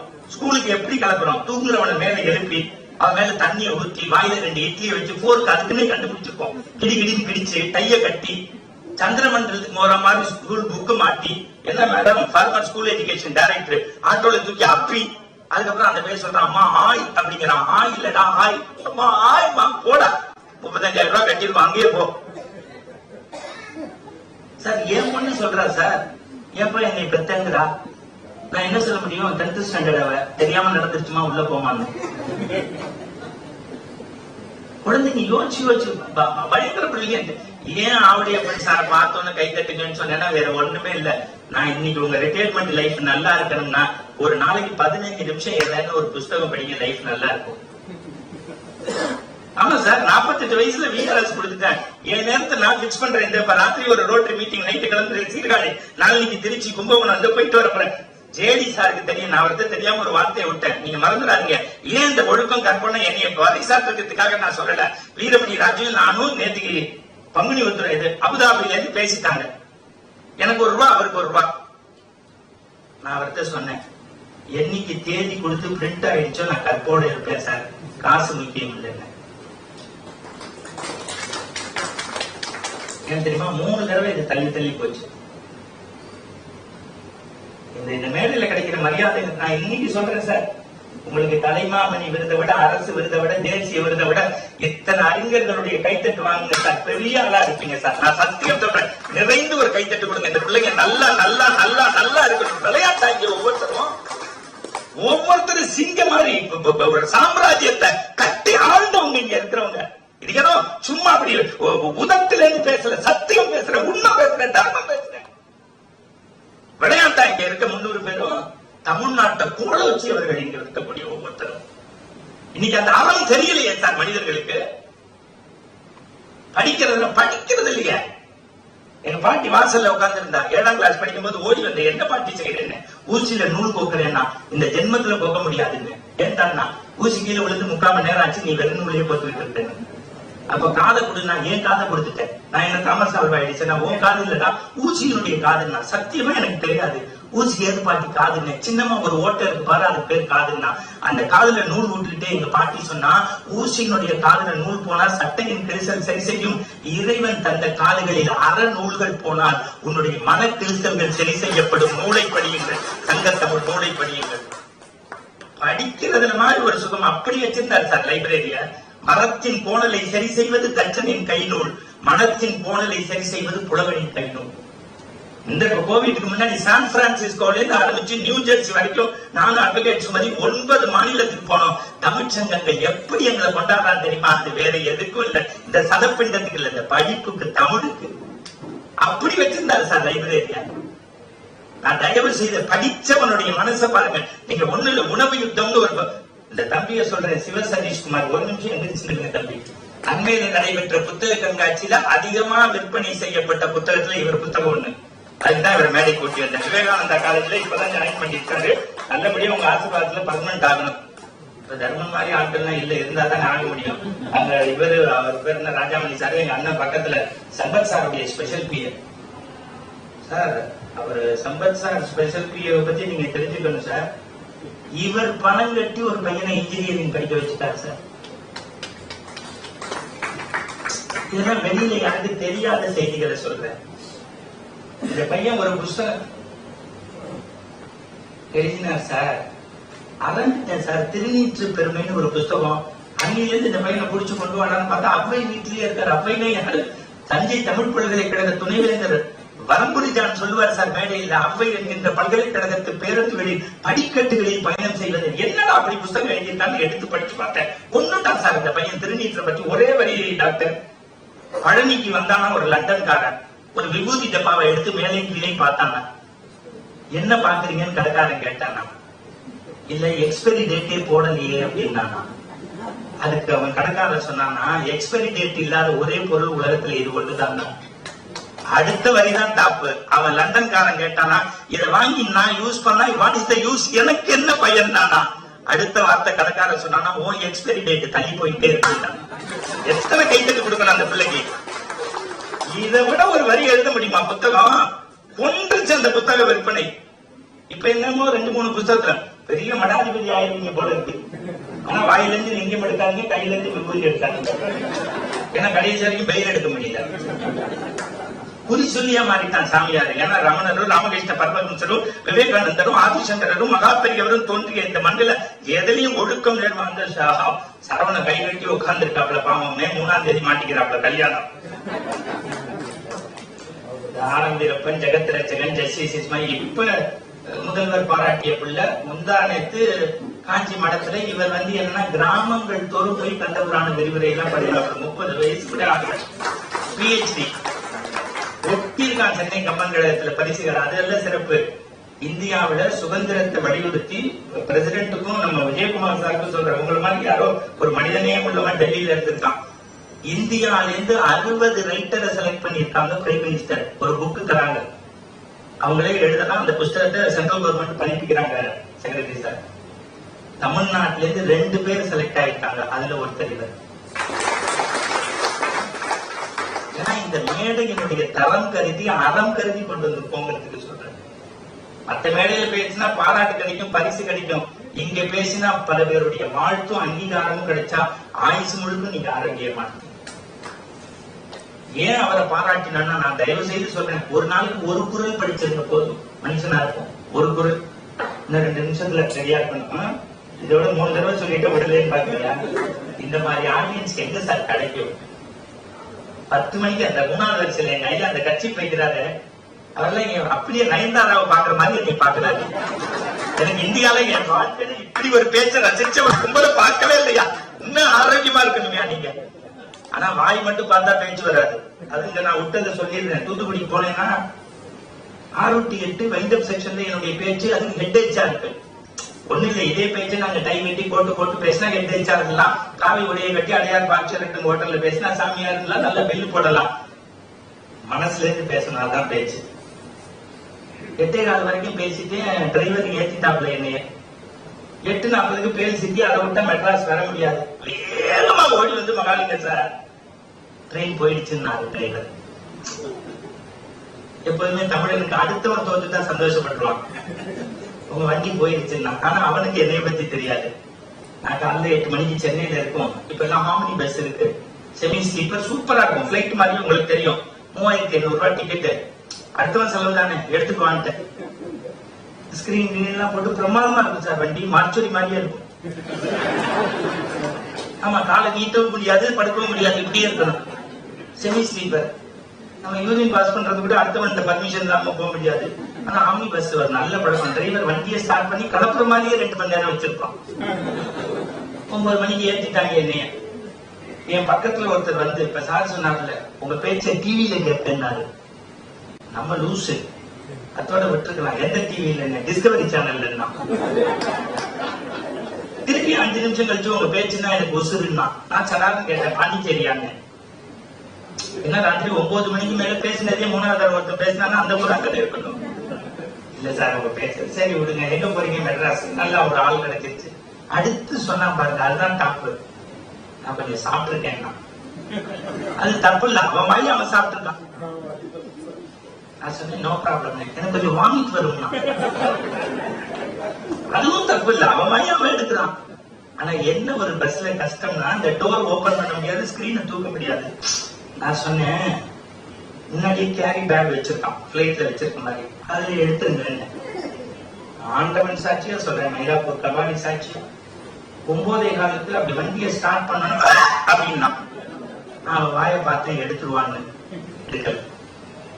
10:30 மணி திருநெல்வேலியில கொமட்டி எடுத்து பார்த்தோம் அப்படின்னா வரல. நீங்க நம்புறது நம்பாது உங்க விஷயம். 12:45 திண்டுக்கல் வரல. 3:30 ஸ்ரீரங்கம். வெளியில இருந்து தட்டி பாக்குறான், வரல. 5 மணி மேல்மருவத்தூர் அப்படின்னா வரல. 8 மணி குரோம்பேட்டை வாசல்ல அப்படின்னா வரல. பேகம் அடிச்சு ஜிப்பால வச்சு இறங்கிட்டான். சாமி சத்தியமா சொல்றேன் சார், ராத்திரி 9:15 மணிக்கு அவன் வாயை பார்க்க ஆரம்பிச்சேன். காலையில 8 மணி வரைக்கும் அவன் எப்ப வாந்தி எடுப்பான்னு அவன் வாயவே பார்த்திருக்கேன் நான். உங்களுக்கு என்ன நோகாம சிரிப்பீங்க? நான்ல அட்டையும் வாயை பார்த்திருக்கேன். வாழ்க்கையில எதிர்பார்ப்பு இருக்க வேண்டியதான். இப்படியெல்லாம் அந்த பாருங்க எப்ப சார், இதுக்கே ஒரு கைத்தட்டு சார். நோயே வராது சார், நான் சத்தியா சொல்றேன் சார். Program super sir. நீங்க டக்குனு ஒரு 50 ரூபாய் செக்க போடுங்க. அவர் சொல்றாரு இது மட்டும் நடக்காது சார். நான் சொல்றேன் சார், இங்க பேசுறதுக்கு நாங்க கோடியை கொடுக்கணும் சார். நான் இன்னைக்கு சேலஞ்ச் பண்றேன். இந்த 2வது வரிசையில இருக்காங்களே ஐயா சபாரி பண்ற பெரிய சாதகம். இந்த மாதிரி இந்த கம்பன் கழகத்துல முதல் வரிசைகளில் உட்கார்ந்து இருப்பாங்க பாருங்க, 50 பேர் படித்தவர்கள். அந்த மாதிரி இங்க கடைசி வரைக்கும் ஆற்றல் பெற்றவங்க. நான் உங்கள்கிட்ட ஒண்ணு சொல்லி மேடையை முடிக்கிறேன், திருக்குறளை படிக்க, வேற எதுவும் வேண்டாம். ஒரு நாளைக்கு இப்ப நான் வந்தோடனே எங்களுக்கு டீ தேவை, சூடா இருந்துச்சு. செக்ரட்டரியும் கேட்டாரு, ஜாயின்ட் செக்ரட்டரியும் கேட்டாரு. அதுக்கு குரல் உண்டுன்னா உண்டு. அன்பில்லாத எல்லாம் தமக்குரியார், அன்புடையார் என்பும் உரியர் பிறருக்கு. இந்த செக்ரட்டரி எங்க மேல ரொம்ப இந்த ஜேடி அன்பு செலுத்தினாரு. அது என்ன அர்த்தம் சார்? மத்தியானம் லஞ்ச் இருக்கு, சாப்பிட்டுதான் போகணும்னாரு. உமாசங்கர் சொன்னேன், சாப்பாடு இங்க நல்லா இருக்கும், சாப்பிட்டு பாருங்க. ஏன்? அந்த அன்பு தான், வேற ஒண்ணுமே இல்ல. அங்க இங்க போக வேண்டாம், இங்கேயே பிரேக்பாஸ்ட்னாரு. காலத்தினால் செய்த நன்றி சிறிதனும் அது ஞானத்தின் மானப்பெரிதுன்னு தான். இப்ப நான் பேசிக்கிட்டே இருக்கேன். ஏன்டான்னா படிச்சாதான் பேச முடியும். தொட்டனை தூறு மணற்கேணி மாந்தருக்கு கட்டணை தூறு அறிவு. கிணத்துல தோண்ட தோண்ட தண்ணி வர்ற மாதிரி படிக்க படிக்க அறிவு வரும். மேடம் ஒரு கேள்வி கேட்கலாம், படிச்சுதான் மட்டும் முக்கியமா, ஒழுக்கத்தோட நான் நிக்க வேண்டாமா? அதான் சொன்னேன், நான் அவுதாவுக்கு கண்டிப்பா போக மாட்டேன். செடியெல்லாம் இதில் ஒத்திக்கிட்டே வந்துடுறேன். ஏன்னு சொன்னா, கற்க கசடர கற்பவை கற்றபின் நிற்க அதற்கு தக. படிக்க வேண்டியதை படிச்சபடி நில்லு. ஏன்னா அறிவு வந்துருச்சுன்னா அறிவு அற்றம் காக்கும் கருவிங்கிறான் வள்ளுவன். சொல்றான், சென்றவிடத்து செலவிடாது நன்றின்பால் உயிப்பது அறிவு. இப்ப 2வது வரிசையில இருக்க மேடத்துக்கு என் பேச்சு முடிக்கலன்னா என்ன குரல் சொல்றான்? யாகாவாராயனும் நாகாக்க காவாக்க சோகப்ப சொல்லி இருக்கப்பட்டு. நான் அந்த மாதிரி ஒரு பதில் குரல் சொல்லலாம். 300 பேருக்கு முன்னாடி அசிங்கப்படுத்தி இருக்க கூடாது. கார்கிட்ட நீங்க போகும்போது சொல்லிருக்கணுமா, தீயினால் சுட்டப்படும் உள்ளாரும் மாறாதே நாவினால் சுட்டவது. இப்ப நான் சொன்ன எல்லாத்தையும் எடுத்துக்கணும்னு அவசியம் இல்லை. ராத்திரி உங்க வீட்டுல போய் யோசிக்கலாம், இன்னைக்கு இவர் சொன்னது கரெக்ட் தான். நான் எப்பொருள் யார் யார் வாய் கேட்பினும் அப்பொருள் மெய்ப்பொருள் காண்பது அறிவு. என்னால 5 நிமிஷத்துல 10 குரல் சொல்ல முடியுதுன்னா மகாலிங்க சார் மாதிரி என்னுடைய பேராசிரியர் போட்ட பிச்சைன்னு நான் மேடையில நம்பணும். அதுதானே குரு பக்தி. அப்ப வாழ்க்கையில மகிழ்ச்சியா இருக்கணும்னா தாய் தந்தையை மதிங்க, நல்ல புஸ்தகத்தை படிங்க, குடும்பத்தை சந்தோஷமா வச்சுக்கோங்க, தாழ்வு மனப்பான்மையை தகர்த்தெறிங்க, நேரத்தை நிர்வகிங்க. இதெல்லாம் அந்த காலத்துல எப்படி இருந்தது, இந்த காலத்துல எப்படி இருந்ததுன்னு நான் தலைப்புக்குள்ள போனா அது சரியா இருக்காது. எல்லாரும் ஒரு 10 நிமிஷம் பேசுவாங்க. செக்ரட்டரி ஜாயின்ட் செக்ரட்டரியும் அனுமதிச்சா, தலைவர் அனுமதிச்சா நான் ஒரு 5 நிமிஷம் தீர்ப்புரை இல்ல அடுத்த ஆண்டுக்கு வச்சுக்கலாம்னாலும் எனக்கு ரொம்ப சௌரியமா போச்சு அப்படின்னு சொல்லிட்டு ஒரு பலத்த கைத்தட்டல்களோட இவர்களை நான் ஒவ்வொருத்தரையும் வரும்போது அறிமுகப்படுத்தினேன். முதலில் வாழ்க்கையினுடைய மகிழ்ச்சி என்பது அந்த காலத்திலா இந்த காலத்திலா என்பதற்கு அந்த காலத்திலே என்று பேச வருகின்றவர் சுசித்ரா அவர்கள். அவங்களை அறிமுகப்படுத்தக்கூடாது. அவங்க அம்மா ஒரு நிமிஷம் எந்திரிச்சு நிக்கணும், கைத்தட்ட அவங்களுக்கு தான் கொடுக்கணும். 30 நாள் மேடைக்கு போகுது அந்த அம்மா. இந்த குடும்பத்தை அவங்க தானே பராமரிக்கணும். அவங்க வீட்டுக்காரர் பெரிய சாஃப்ட்வேர் இன்ஜினியர். ஆனா இதுல இருக்க சந்தோஷம் எதுலையும் கிடையாது. ஆனா நான் அவங்கள்ட்ட ஒரு ரிக்வஸ்ட் மட்டும் வைக்கிறேன், உரிமையா ஒரு சகோதரன் முறையில.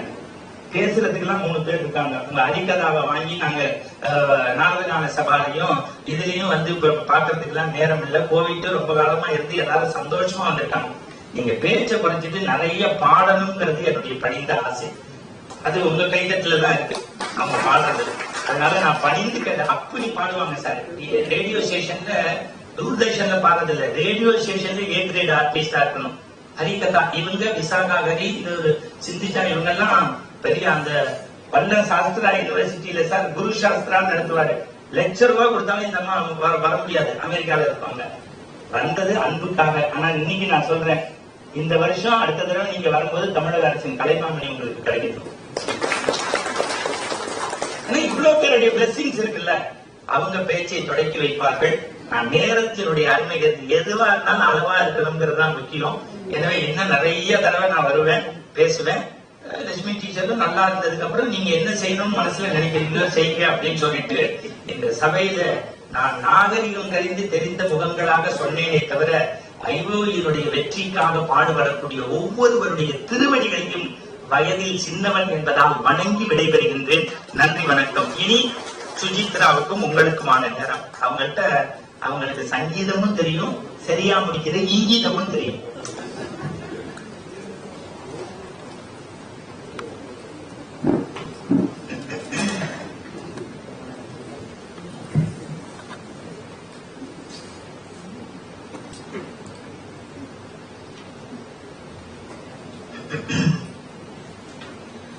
புத்தம் பொது காலை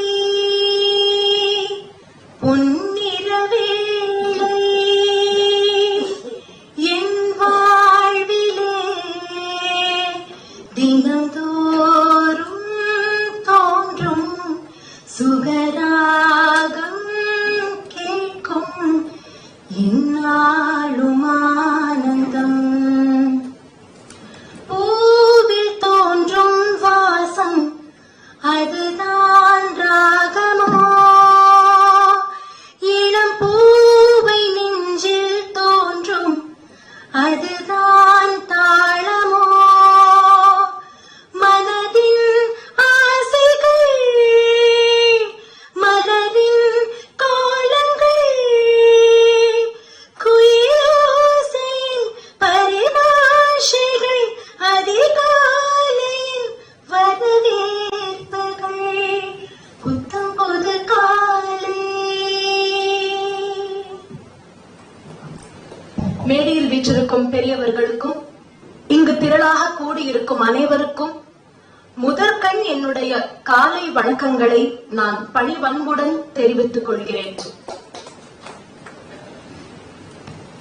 இப்போ இந்த பாடல் இருக்கக்கூடிய வரிகள் இருக்கே, பெரும்பாலான நம்முடைய இதயங்களை தொட்ட வரிகள். இது குயிலோசையின் பரிபாஷைகள் அப்படியெல்லாம் இதுல சொல்லிக்கே. இன்னைக்கு இருக்கக்கூடிய காலத்துல இதெல்லாம் பாடல் வரிகள்ல மட்டும்தான் நம்ம பார்க்க முடிகின்றது. நம்மள சுத்தி இருக்கக்கூடிய இயற்கை அப்படிங்கறதே அந்த காலத்துல எப்படி இருந்தது, இந்த காலத்துல எப்படி இருக்குன்னு பார்த்தா அதுவே இதற்கு சரியான பதில சொல்லும் அப்படின்னு சொல்லலாம். அந்த காலத்துல வாழ்க்கையே இயற்கையை சார்ந்து இருந்தது. வீடு சிறிதாக இருந்தாலும் வீட்டில் இருப்பவர்கள் மனது ரொம்ப ரொம்ப பெரிதாக இருந்தது.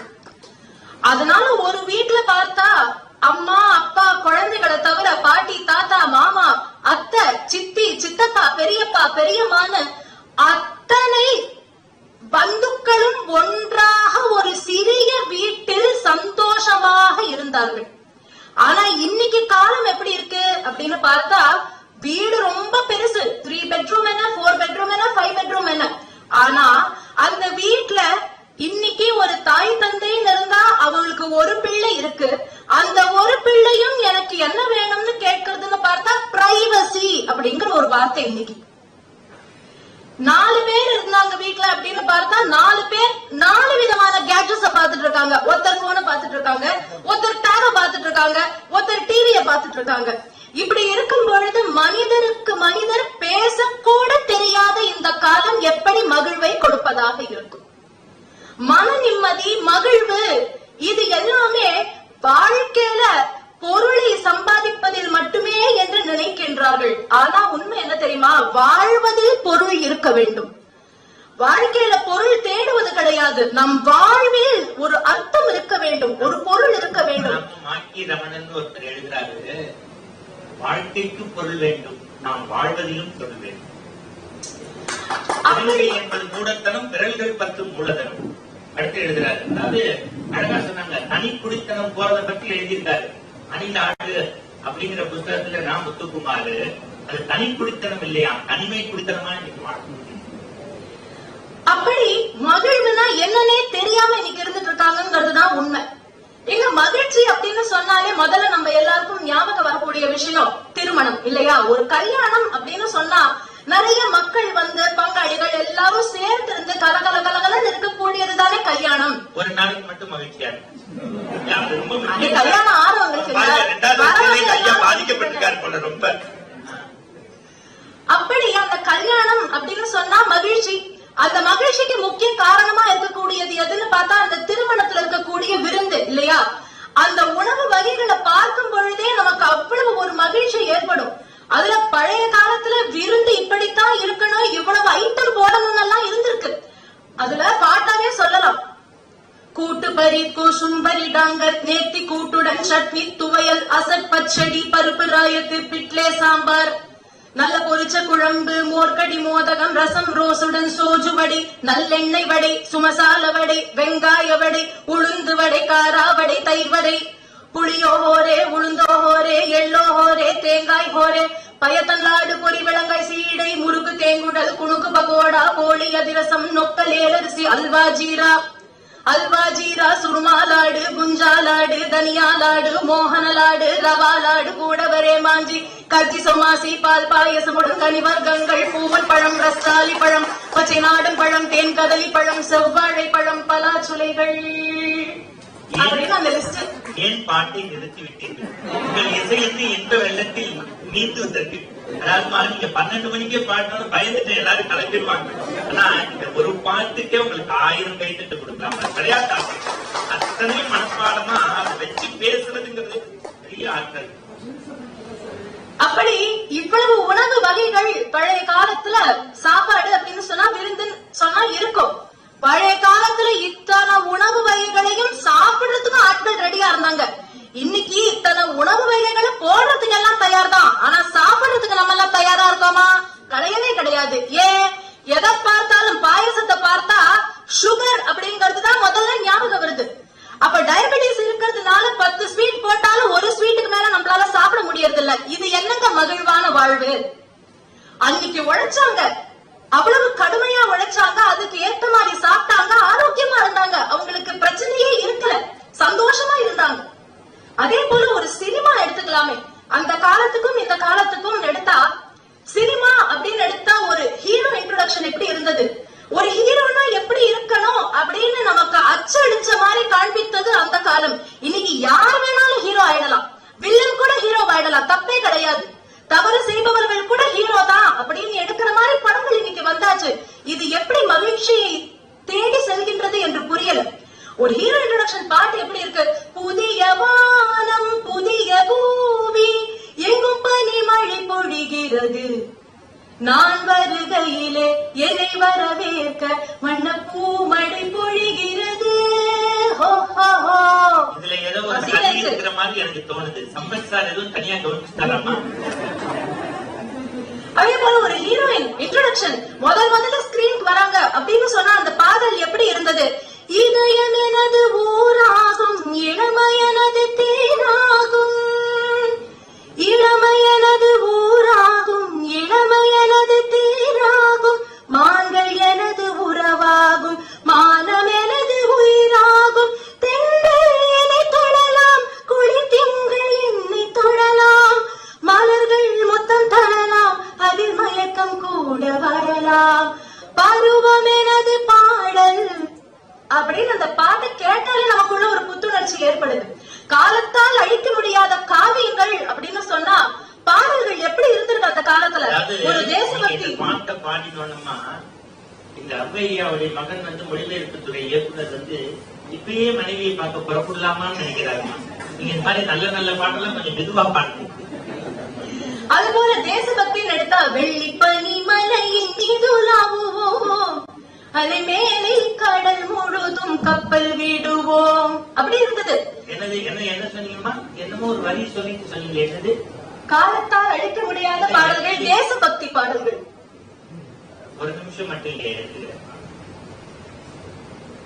தயவு செய்து சொல்றேன். இல்ல மைக் அவ்வளவுதானே, இருக்கிற மைக்கில் தானே பேச முடியும். முன்னாடி மைக் சொல்லக்கூடாது. நான் 5 நாள் கச்சேரி இருக்கு. எனக்கு எதா இருந்தாலும் ஒண்ணுலதான் சார் பேசுறேன். மைக்கா இருந்தாலும் ஒண்ணுதான், மனைவினாலும் ஒண்ணுதான். சரி, இந்த தேசபக்திக்காக மட்டும் நான் சொல்றேன். ரொம்ப வருத்தப்படுறேங்க, நம்ம ஊர்ல அதை தெரியலங்க. சொத்தை வித்து சுதேசிய கப்பல் நடத்தி இரட்டை ஆயுள் தண்டனை பெற்றவர் பேரும் சிதம்பரம் தான். அவரும் வக்கீல் தொழில் தான் பார்த்தாரு. இதெல்லாம் புரிஞ்சாதான் நீங்க நிமிர்ந்து உட்கார முடியும். இந்த சபையில கூட இவ்வளவு மௌன அஞ்சலி செலுத்தினா நான் எங்கதான் போய் பேசுறது? கருப்புசாமி சார் கோவம் வரும், அதுக்காக நான் உள்ளதை சொல்லாம இருக்க முடியுமா? கப்பலோடு வருவேன், இல்லை என்றால் கடலில் விழுந்து சாவேன்னு கல்கத்தால சொன்ன போது டெலிகிராம் வருது, மூத்த புள்ள உலகநாதன் புள்ள செத்து. அம்மா ஒரு நிமிஷம் எடுத்துக்கிறேன் தங்கச்சி. உலகநாதன் புள்ளன்னு புள்ள செத்து போயிட்டார் சார். நம்மளா இருந்தா என்ன பண்ணிருப்போம்? என் குடும்பத்தை பாரத மாதா பார்த்துப்பான்னு திருப்பி போயிட்டாரு சார். ஆனா அவர் சிறைச்சாலையிலிருந்து காவல்துறை எங்க ஐயாக்காக ரத்னசுவாமி ஐயாக்காக சொல்றேன். இன்னைக்கு சிறைச்சாலைக்கு உள்ள போயிட்டு வெளில வர்றப்ப போறவனுக்கு வெட்டம் இல்ல, வர்றவனுக்கு வெட்டம் இல்ல, கையை காட்டிட்டு வரான். அதை பத்தி கவலையே படல. பாபு சிதம்பரம் பிள்ள சொக்க வித்து சுதேசிய கப்பல் நடத்தி தங்கத்தட்டுல வெள்ளி ஸ்பூன்ல சாப்பிட்டு சொந்த பள்ளிக்கூடத்துல படித்தவன். கூப்பிடுறதுக்கு எத்தனை பேர் தெரியுமா தோழர்களே போனார்கள்? மறக்க முடியாத மனிதர்கள்ங்கிற புத்தகத்துல எழுதியிருக்கான். கூப்பிட போனது 5 பேர்.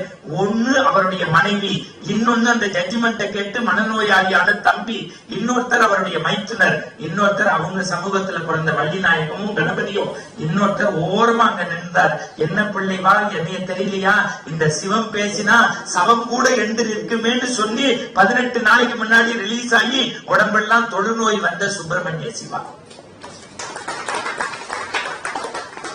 இந்த மாதிரி ஒரு பெண்மணி 15 வயசு. தெரிஞ்சுக்கணும். ஏன்னா இந்த சபையில கூட நான் இதை பேசலன்னா ஒரு 5 நிமிஷம் நீங்க லேட்டா சாப்பிட்டா தப்பு இல்ல. ஏன்னா வேற எங்க போய் தேசபக்திய? ஏன்னா நயன்தாரா பேட்டி தான் சுதந்திர தினத்துக்கும் போடுறான். ஏன்னா அவங்க எல்லாம் உப்பு சத்தியாகிரகத்துல பார்ட்டிசிபேட் பண்ணவங்க. மாபூசியோட இல்ல சொல்றதுக்கு வெட்கப்படல. நான் தைரியமா மேடையில சொல்றேன் சார். டர்பன்ல போராட்டம் நடக்குது சார். சுட்டு விளைகிறான் போலீஸ்காரன். 15 வயசு பெண்ணு. 2000 சொச்சம் பேர் தான் போய் கலந்துக்கிட்டாங்க. 154 பேர் பெண்கள், 54 பேர் 15 வயது நிரம்பிய குழந்தைகள். அதுல 15 வயது நிரம்பிய ஒருத்தி போய் நெஞ்ச காமிச்சு முதல்ல எண்ணெய சுடுதா அப்புறம் காந்திய சுடுதான். போலீஸ்காரன் பயந்து விட்டான். மறுநாள் அதே இடத்துல கூட்டம். அப்படி எடுத்து நிமித்த போது அவர் சொன்னா ஒரே ஒரு வார்த்தை. போலீஸ்காரன் சொல்றான், கூலிக்கு மாரடிக்க வந்திருக்கீங்களே, உங்களுக்கு ஒரு கொடி கூட கிடையாது. எந்த கண்ட்ரி உன் கண்ட்ரினா? மேல கட்டிருக்க முந்தானைய கிழிச்ச உன் மூஞ்சில விட்டறிஞ்சு இதாண்டா என் தேசிய கொடி, என் ஊருக்கு பெயர் தாண்டா இந்தியான்னு சொன்னான். அது கூட சிறப்பு இல்ல. உள்ள கொண்டு போய் வச்சா 3 மாசம் தண்டனைன்னா. அப்புறம் சொன்னாங்க, நான் மன்னிப்பு எழுதி கொடுத்தா 10 நாள்ல ரிலீஸ்ன்னு. உயிரே போனாலும் கொடுக்க மாட்டேன்னா. 3 மாசம் கழிச்சு கூட்டிட்டு வரும்போது கூட்டிட்டு வர முடியல. 15 வயசு குழந்தை. அப்படியே பேசும்போது கண்ணீர் கொப்பளிக்கிறது நண்பர்களே. போர்வையில சுத்தி காந்தி முதல் குச்சி, பின்னாடி நண்பர் குச்சி தூக்கிட்டு வந்து வீட்டுல விட்டாங்க. 10வது நாள் செத்து போயிட்டா. அவ பிறந்த அன்னைக்கே செத்த நாளும்.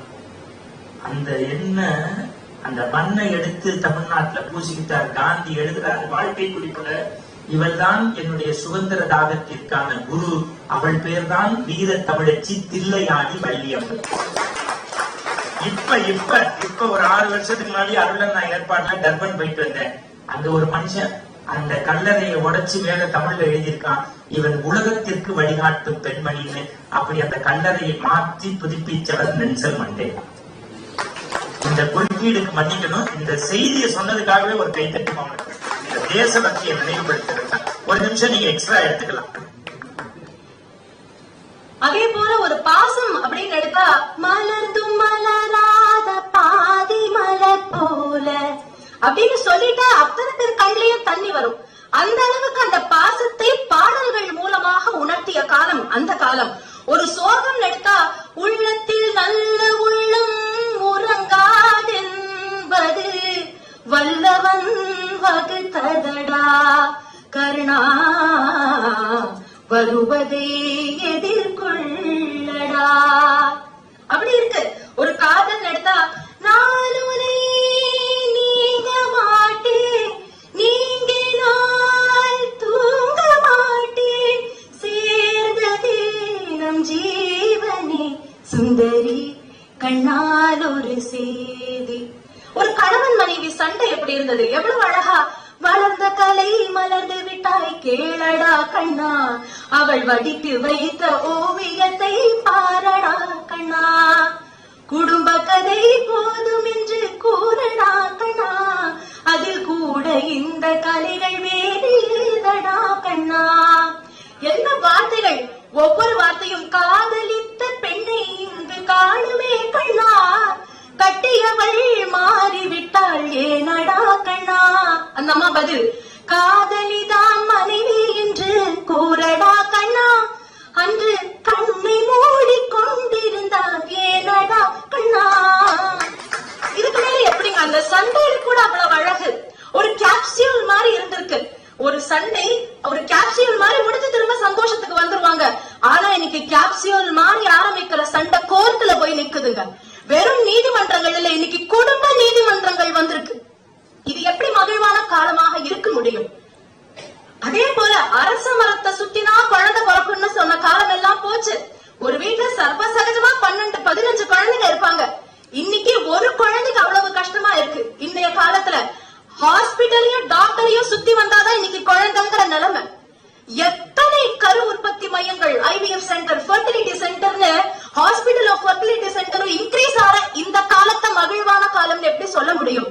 நினைத்து கூட பார்க்க முடியாது. அவ்வளவு ஏன் பாட்டுல கூட தரம். ஒரு லவ் ஃபெயிலியர் அப்படின்னா அந்த காலத்துல பாட்டு எப்படி இருந்தது? எங்கிருந்தாலும் வாழ்க அப்படின்னு இருந்தது. இன்னைக்கு பாட்டு எப்படி இருக்கு லவ் ஃபெயிலியர்ல? வேணாடா வேணா இந்த காதல் மோகம், பொண்ணுங்க எல்லாம் நம் வாழ்வின் சபம், அடிடா அவள உதடா அவள. பாட்டிலே இவ்வளவு வயலன்ஸ். ஒரு பெண்ணாக இருந்து மனது அவ்வளவு வேதனைப்படுறது. இந்த பாட்டு பாடும்போது ஜாயின் செக்ரட்டரி ரொம்ப சிரிக்கிறாருமா, எனக்கு என்ன? பாட்டை எழுதியவர் கிட்டத்தட்ட படம் வந்து 20 வருஷத்துக்கு அப்புறம் மன்னிப்பு கேட்கிறார். அன்னைக்கு தெரியாம எழுதிட்டேன்னு. பண்ற டேமேஜ் எல்லாம் 20 வருஷத்துக்குள்ள முடிஞ்சிருச்சு இல்லையா? எத்தனை இளைஞர்கள் மனதுல பெண்களை பத்தி தவறான எண்ணத்தை போய் இது விதைச்சிருக்கும். ஆனா அன்றைய பாடல்கள் இப்படி இல்ல. அப்படி இருக்கும் பொழுது எல்லாருக்குமே மகிழ்ச்சி அப்படிங்கிறது அவ்வளவு அதிகமாக இருந்தது. இன்னும் சொல்ல போனா டெக்னாலஜி அப்படிங்கறது அந்த காலத்துல கிடையவே கிடையாது. அவ்வளவு இன்பத்தோடு அத்தனை பேரும் இருந்தாங்க. வீட்டுல கூட்டாஞ்சோறு சாப்பிட்டு, அவர் சொல்றது போலதான் ஒரு பண்டிகை அப்படின்னு வந்தா தீபாவளி அன்னைக்கு அந்த புது டிரெஸ் போட்டுக்கிறதுக்காக ஏந்து போயிருப்போம். போய் ஒரு டிரெஸ் தான் வருஷத்துல பொங்கலுக்கு இல்லன்னா தீபாவளிக்கு, அவ்வளவுதான். அந்த ஒரு ஆடையை நமக்கு வாங்கி கொடுக்கும் பொழுது கடையில போய் அப்பா அம்மா பாட்டி தாத்தான்னு குடும்பத்தோட போய் அந்த ஆடையை வாங்கி வருவது, அதுக்கப்புறம் பகல் வெளிச்சத்துல ஒரு வாட்டி பாக்குறது, இரவு வெளிச்சத்துல ஒரு வாட்டி பாக்குறதுன்னு ஒவ்வொரு நாளும் அந்த தீபாவளி வர வரைக்கும் அந்த புத்தாடைய போய் பார்த்து பார்த்து ரசித்து எப்படா தீபாவளி வரப்போகுதுன்னு காலங்காத்தால வெயிட் பண்ணி சீக்கிரமா சூரியோதயத்துக்கு முன்னாடி எழுந்து பாட்டி நம்மள உட்காந்து வச்சு தலையில எண்ணெய வச்சு அன்றைய தினம் நமக்கு கொடுக்கக்கூடிய அந்த தாம்பூலம், பட்டாசு, இந்த புத்தாடை எல்லாம் முடிஞ்ச அப்புறம் அதே பாட்டி தாத்தா வீட்டில் இருக்கும் பெரியோர்களுக்கு நாம் வணங்கி அவர்கள் காலில் விழுந்து எழுந்து கொள்ளும் பொழுது அவர்கள் கொடுக்கும் அந்த 1 ரூபாயும் 10 ரூபாயும் தந்த ஆனந்தம் இன்று எவ்வளவு ஆடைகள் இருந்தாலும் கிடைக்கிறது கிடையாது. எத்தனையோ ஆடைகள். கடைசியா ஒன்றே ஒன்று சொல்லி முடிக்கிறேன். இன்னைக்கு காலம் எப்படி இருக்கு? கடைசியா நன்றி வணக்கம்னு சொல்லிருக்கிறோம். சொல்ல போறேன். ஒரு காலத்துல எப்படி இருந்தது அப்படின்னு பார்த்தா, அன்பு என்பது அப்பா அம்மா மேல இருந்தது, பாசம் என்பது பந்தங்கள் மீது இருந்தது, காதல் என்பது கணவன் மீது இருந்தது, நாட்டம் என்பது நண்பர்கள் மீது இருந்தது, நேசம் என்பது தேசத்தின் மேல இருந்தது. ஆனா இது எல்லாம் இப்ப எப்படி இருக்கு? அன்பு என்பது ஆடம்பரத்தின் மேல் உள்ளது, பாசம் என்பது பணத்தின் மேல் இருக்கின்றது, காதல் என்பது கட்டிடங்கள் மீதுதான் நமக்கு இருக்கின்றது, நாட்டம் என்பது நகைகள் மீது சென்று விட்டது, நேசம் நெப்போலியன் பேர்ல போயிடுச்சு. 8% இன்க்ரீஸ் சும்மா இல்ல. உண்மையான வாழ்க்கை. இத்தனை பேர் இங்க வந்திருக்கீங்க. பேசும்போதே அவர்கள் எல்லாம் ரொம்ப அழகா நமக்கு சொன்னார்கள். இந்த நிமிஷம் ஒவ்வொருத்தருடைய வாழ்க்கையையும் அந்த காலம் இந்த காலம்னு பிரிக்கலாம். எல்லாருமே நினைக்கிறது என்ன? இன்னும் நான் ஃபியூச்சருக்கு இப்படி போகணும்னு நினைக்கவே மாட்டோம். ஆஹா, அன்னைக்கு இருந்த மாதிரி அந்த காலத்துக்கு நான் திரும்பி போயிட மாட்டேனா அப்படின்னு தான் இங்க இருக்கிற ஒவ்வொருத்தரும் நினைக்கிறோம். அதைதான் பாட்டில் சொல்லும் பொழுது கூட, அந்த விண்ணில் ஆனந்தம், இந்த மண்ணில் ஆனந்தம், அடி பூமி பந்தை முட்டி வந்த புல்லில் ஆனந்தம், வெயிலின் வெப்பம் ஆனந்தம், மழையின் சத்தம் ஆனந்தம், அட மழையில் கூட சாயம் போக வானவில் ஆனந்தம், வாழ்வில் 100 ஆனந்தம், வாழ்வே பேரானந்தம், பெண்ணே நலை எழுதும் சுயசரிதம், அதில் அன்பே ஆனந்தம், ஆனந்தம், பச்சை கிளிகள் தோளோடு பாட்டு குயிலோடு மடியோடு, பூலோகம் ஆனந்தத்தின் எல்லை, இந்த பூமிக்கு கண்ணீர் சொந்தம் இல்லை. இதில் சொல்வது போல நரையோடு இருக்கும் பொழுது, அந்த காலம் என்று நாம் அசை போடும் பொழுது ஒரு சுகம் கிடைக்கின்றதே, அந்த ஆனந்தமானது இந்த காலத்திலும் அனைவருக்கும் கிடைக்க வேண்டும் என்று வணங்கி வாய்ப்பளித்தமைக்கு நன்றி கூறி விடைபெறுகிறேன். நன்றி, வணக்கம்.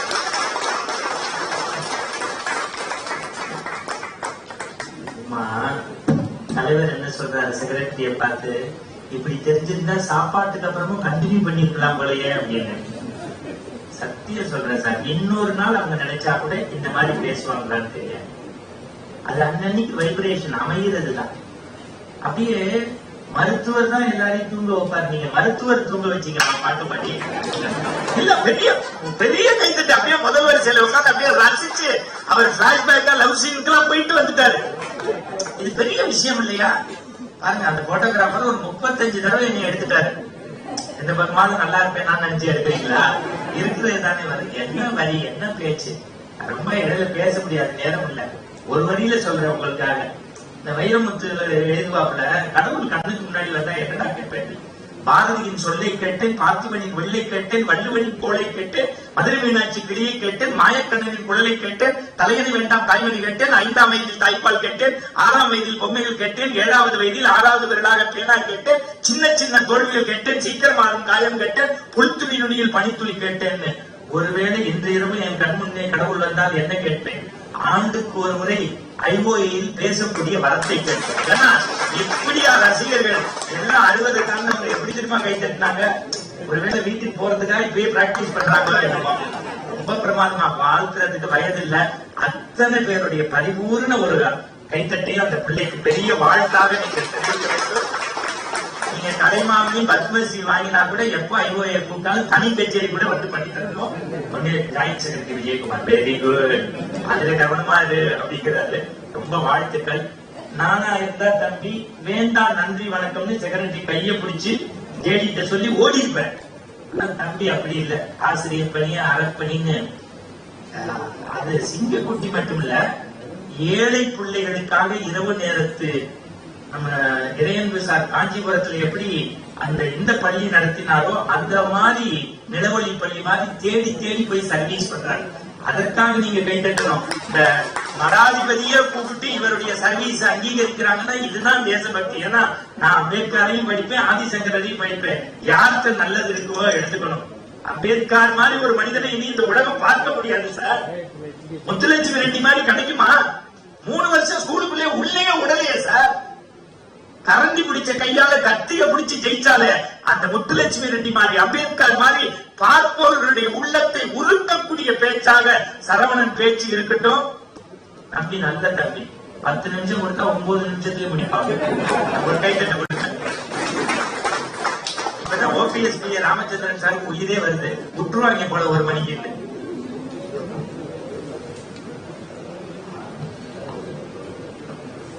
நடுவர் உள்ளிட்ட இந்த அவைக்கு என்னுடைய அன்பு கலந்த வணக்கங்கள். உண்மையா சொன்னோம்னா எதிர்க்க இருக்கிற இந்த அவையை பார்க்கிற போது எனக்கு சடார்னு என்னுடைய நினைவுக்கு வர்றது ஒரு பெரிய புராணத்துல வர ஒரு 2 லைன், 2 லைன் ஞாபகத்துக்கு வருது. சேக்கிழார் சொல்லுவாரு, திருநீலகண்ட நாயனார் வரலாற்றுல அவங்க வயசாயிடுச்சுன்னு சொல்றதுக்கு இந்த 2 லைன் எழுதுவார். வளமலி இளமை நீங்கி வடிவுறு மூப்பு வந்துன்னு ஒரு லைன் போடுவார். அது என்ன மீனிங் பாருங்க, இளமை போயிட்டு ரொம்ப அழகான முதுமை வந்தது அப்படின்னு சொல்லுவார். எனக்கு என்ன சந்தேகம்னா, எங்க ஊர்ல ஒரு பழமொழி உண்டு, பன்னி குட்டி கூட பருவத்துல அழகா இருக்கும்னு சொல்லுவாங்க. அதையே என்னை பார்த்து சொல்றப்பா, வெள்ள பண்ணி குட்டிங்கிறதுனாலயா? இப்பதான் சந்தோஷம். அதாவது பன்னி கூட இளமையில அழகா இருக்கும்னு சொல்லுவாங்க. அப்ப இளமை தானங்களே அழகு. ஆனா சேக்கிடார் சொல்றாரு இளமை இல்லையா, வடிவுறும் அழகான முதுமை வந்ததுன்னு சொன்னாரு. எனக்கு நம்பிக்கை இல்ல. நீங்க வயசாயிடுச்சு ஒத்துப்பீங்க, நான் ஒத்துக்க மாட்டேன். ஆனா இதுக்கு யார் பதில் சொன்னது? பண்றது கிடையாது. இல்ல முழுசா கேளுங்க, முழுசா. அதுக்கு யார் பதில் சொன்னது? வாரியார் சுவாமிகள் பதில் சொன்னாரு. சேக்கிழார் சொன்னது சரி. ஏன்? நீங்க வாழைக்காயையும் வாழைப்பழத்தையும் பக்கம் பக்கம் வச்சு பாருங்க, எது அழகா இருக்கும்? வாழைக்காயை விட வாழைப்பழம் அழகா இருக்கும். மாங்காயையும் மாம்பழத்தையும் பக்கம் பக்கம் வச்சு பாருங்க, எது அழகா இருக்கும்? மாங்காயை விட மாம்பழம். வாரியார் சொன்னாரு, வாழையில் பழமழகென்றால் நம் அவர்களில் கிழம்தான் அழகுன்னு சொன்னார். ரொம்ப அழகான இந்த முதுமைக்கு முன்னால் வந்து பேசுறதுல அவ்வளவு பெரிய சந்தோஷம். இந்த வாய்ப்பு செக்ரட்டரி அதுக்காக 10 வயசு கம்மியா போட்டு ஜிப்பா போட்டு வந்திருக்காரு. பாருங்க, தலைப்பு என்னன்னா மகிழ்ச்சியும் நம்பர் 1, மனநிறைவும் நம்பர் 2. ஏன்னா மகிழ்ச்சியா இருக்கவங்க மனநிறைவா இருக்கான்னு சொல்ல முடியாது. இந்த ரெண்டும் இருக்கிறது அந்த காலமா இந்த காலமாங்கிறது தான் தலைப்பு. அக்கா வந்து பேசினாங்க, பாடுனாங்க, அவ்வளவு அழகா இருந்தது அக்கா பாடினது. ஆனா எனக்கு ஒரு சின்ன சந்தேகம். இப்ப அக்கா இருக்கிறது 2022. அக்காவுக்கு அந்த காலம் ரொம்ப பிடிச்சிருக்கு.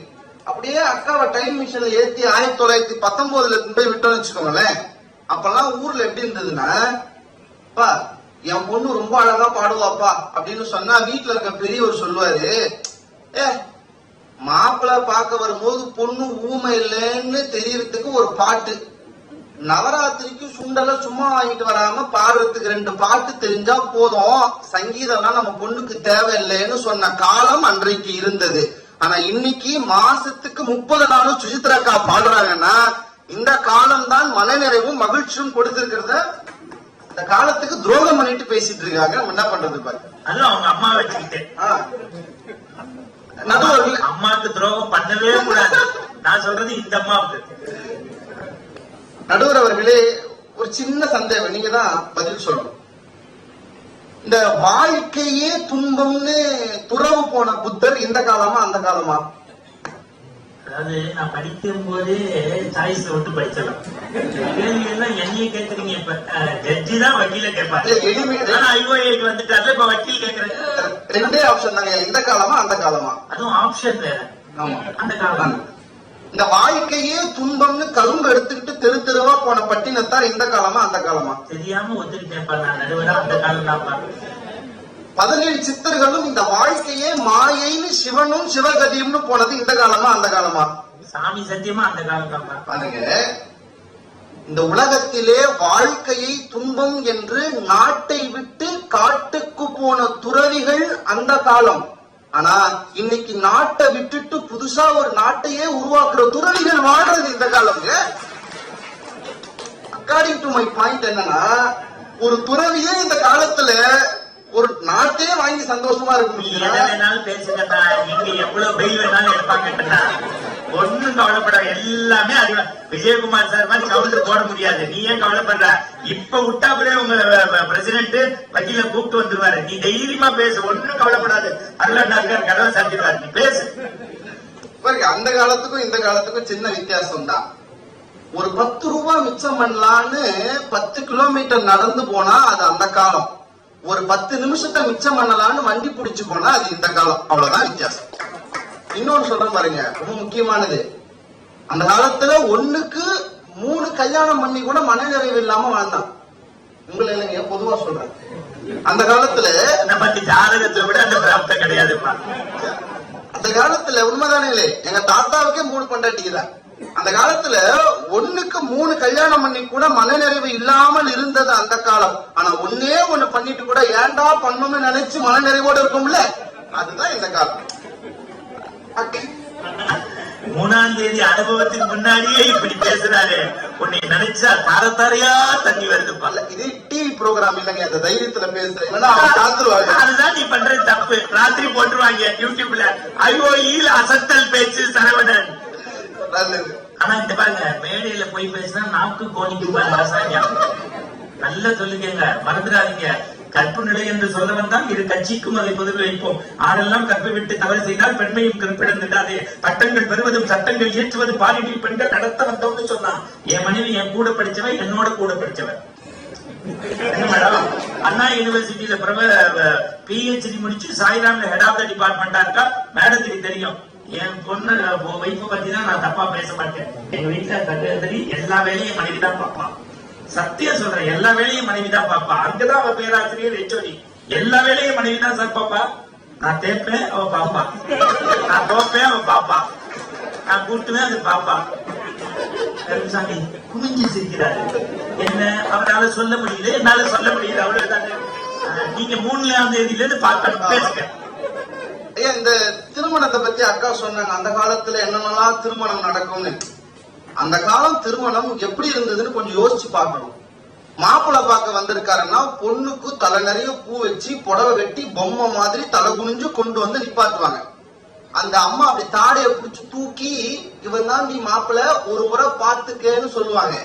அந்த பொம்பளை அப்படி நிமிர்ந்து பார்க்கும். அவன் சித்தப்பா வயசுல இருப்பாரு மாப்பிள்ளை. பார்த்த உடனே நபக்குன்னு தலையை கீழே குனியுங்க. அது வெக்கத்துல குனிஞ்சுதா துக்கத்துல குனிஞ்சுதானே தெரியாம கல்யாணம் பண்ணி வச்சிருவாங்க. இது அந்த காலம்.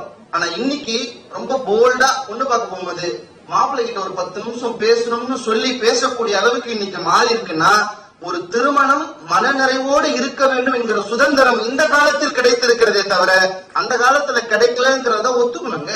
முதல்ல எல்லாத்தையும் யோசிச்சு பார்க்கணும் நியாயமாங்க. ஒரு 50 வருஷத்துக்கு முன்னாடி ஒரு பஞ்சர் கடையில 10 வயசு பையன் இல்லாம ஒரு பஞ்சர் கடையை நம்ம பார்க்க முடியாது. ஒரு டீ கடையில ஒரு 12 வயசு பையன் எச்ச கிளாஸ் கழுவாத ஒரு டீ கடையை நீங்க 15 வருஷம் 20 வருஷத்துக்கு முன்னாடி பார்க்க முடியாது. ஆனா இன்னைக்கு குழந்தை தொழிலாளிகளே இல்லாத ஒரு நாட்டை இன்றைக்கு உருவாக்கி இருக்கிறோம்னா இதுதாங்க மனநிறைவு. அப்புறம் அக்கா அந்த காலத்தை பத்தி பேசினாங்க. அக்கா 1990 இன்னும் கொஞ்சம் பின்னாடி போங்க.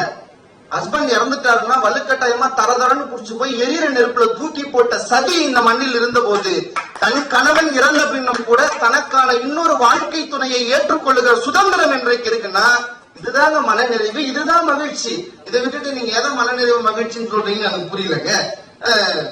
அக்கா இன்னும் ரொம்ப முக்கியம், அடுத்து நம்ம தம்பி பேசுவார்ல, உங்களை அப்படியே பயங்கரமா கூட்டு போயிடுவார். அன்றைக்கு நாங்கள் கேப்பங்களையும் கஞ்சியும் குடித்தோம், திண்ணை வைத்த வீடுகளில் வாழ்ந்தோம், அம்மா தாலாட்டு பாடி குழந்தை தூங்கியது, தாத்தா பாட்டிகள் எல்லாம் கதைகள் சொன்னார்கள், அப்படியே அளந்து விடுவார். எனக்கு என்னன்னா ஒரு உண்மை சொல்றேன் பாருங்க, இன்னைக்கு பாட்டிங்களே முதல்ல கதை சொல்ல தயாரா இல்லை. அப்படியே சொன்னாலும் கேட்கப்பா. சரவண மீனாட்சின்னு ஒரு 7 வருஷம் போச்சேப்பா. என்ன மீனாட்சிக்கு 32 புருஷனை மாத்தினான் சீரியல்ல. இந்த ராஜா ராணிக்கு இப்போ ஒண்ணு போடலாம், அது எப்ப முடியும்னு. அதோட பரவாயில்ல, பாரதி கண்ணம்மா அவன் எப்ப பார்த்தாலும் நொண்ணுன்னே வரான் பாக்குறீங்களா? குளிக்கும் போதும் அப்படி பொண்டாட்டிட்ட பேசும்போது அப்படி பாருங்க மேடம் அம்மாதிக்கிறாங்க. நல்ல வேலை நீங்க எதுவுமே பாக்குறதில்ல சார், நீங்க வந்து வேற லெவல் சார். சார் அன்னைக்கு பாட்டிகள் கதை சொல்ல தயாராக இருந்தார்கள். இன்னைக்கு முதல்ல பாட்டிங்களே கதை சொல்ல தயாரா இல்லை. ஏன் போய் டிக்டாக் பாருங்க, பாட்டு போட்டு டான்ஸ் ஆடி இருக்காங்க சார் உங்க பக்கத்துல. அவங்களுடைய மகிழ்ச்சியே மாறி போச்சு. அம்மாக்கள் தாலாட்டு பாடுவதில்லை, முதல்ல கேட்கற மாதிரியே பாடுறது இல்ல. அப்படி பாடினாலே கேட்கறதுக்கு எங்க குழந்தைங்க தயாரா இல்ல. நீங்க எல்லாம் ஒரு டிவியில வெள்ளிக்கிழமை ஞாயிற்றுக்கிழமை ஒரு பாட்டு பார்க்கணும்னா ஒளியும் ஒளியும் ஒண்ணு போவோங்க பொதிகையில. எல்லா வீட்லயும் டிவி இருக்காது, தெருவுல ஒருத்தர் வீட்டுலதான் இருக்கும். பயந்து பயந்து ஜன்னலோரமா நின்று டிவி பார்ப்போம், உள்ள போய் சோஃபா பக்கத்துல உட்காந்து கீழே உட்காந்து டிவி பார்ப்போம். அதெல்லாம் போதும், வெளியில போன அனுப்புவாங்க. அது அந்த காலம்.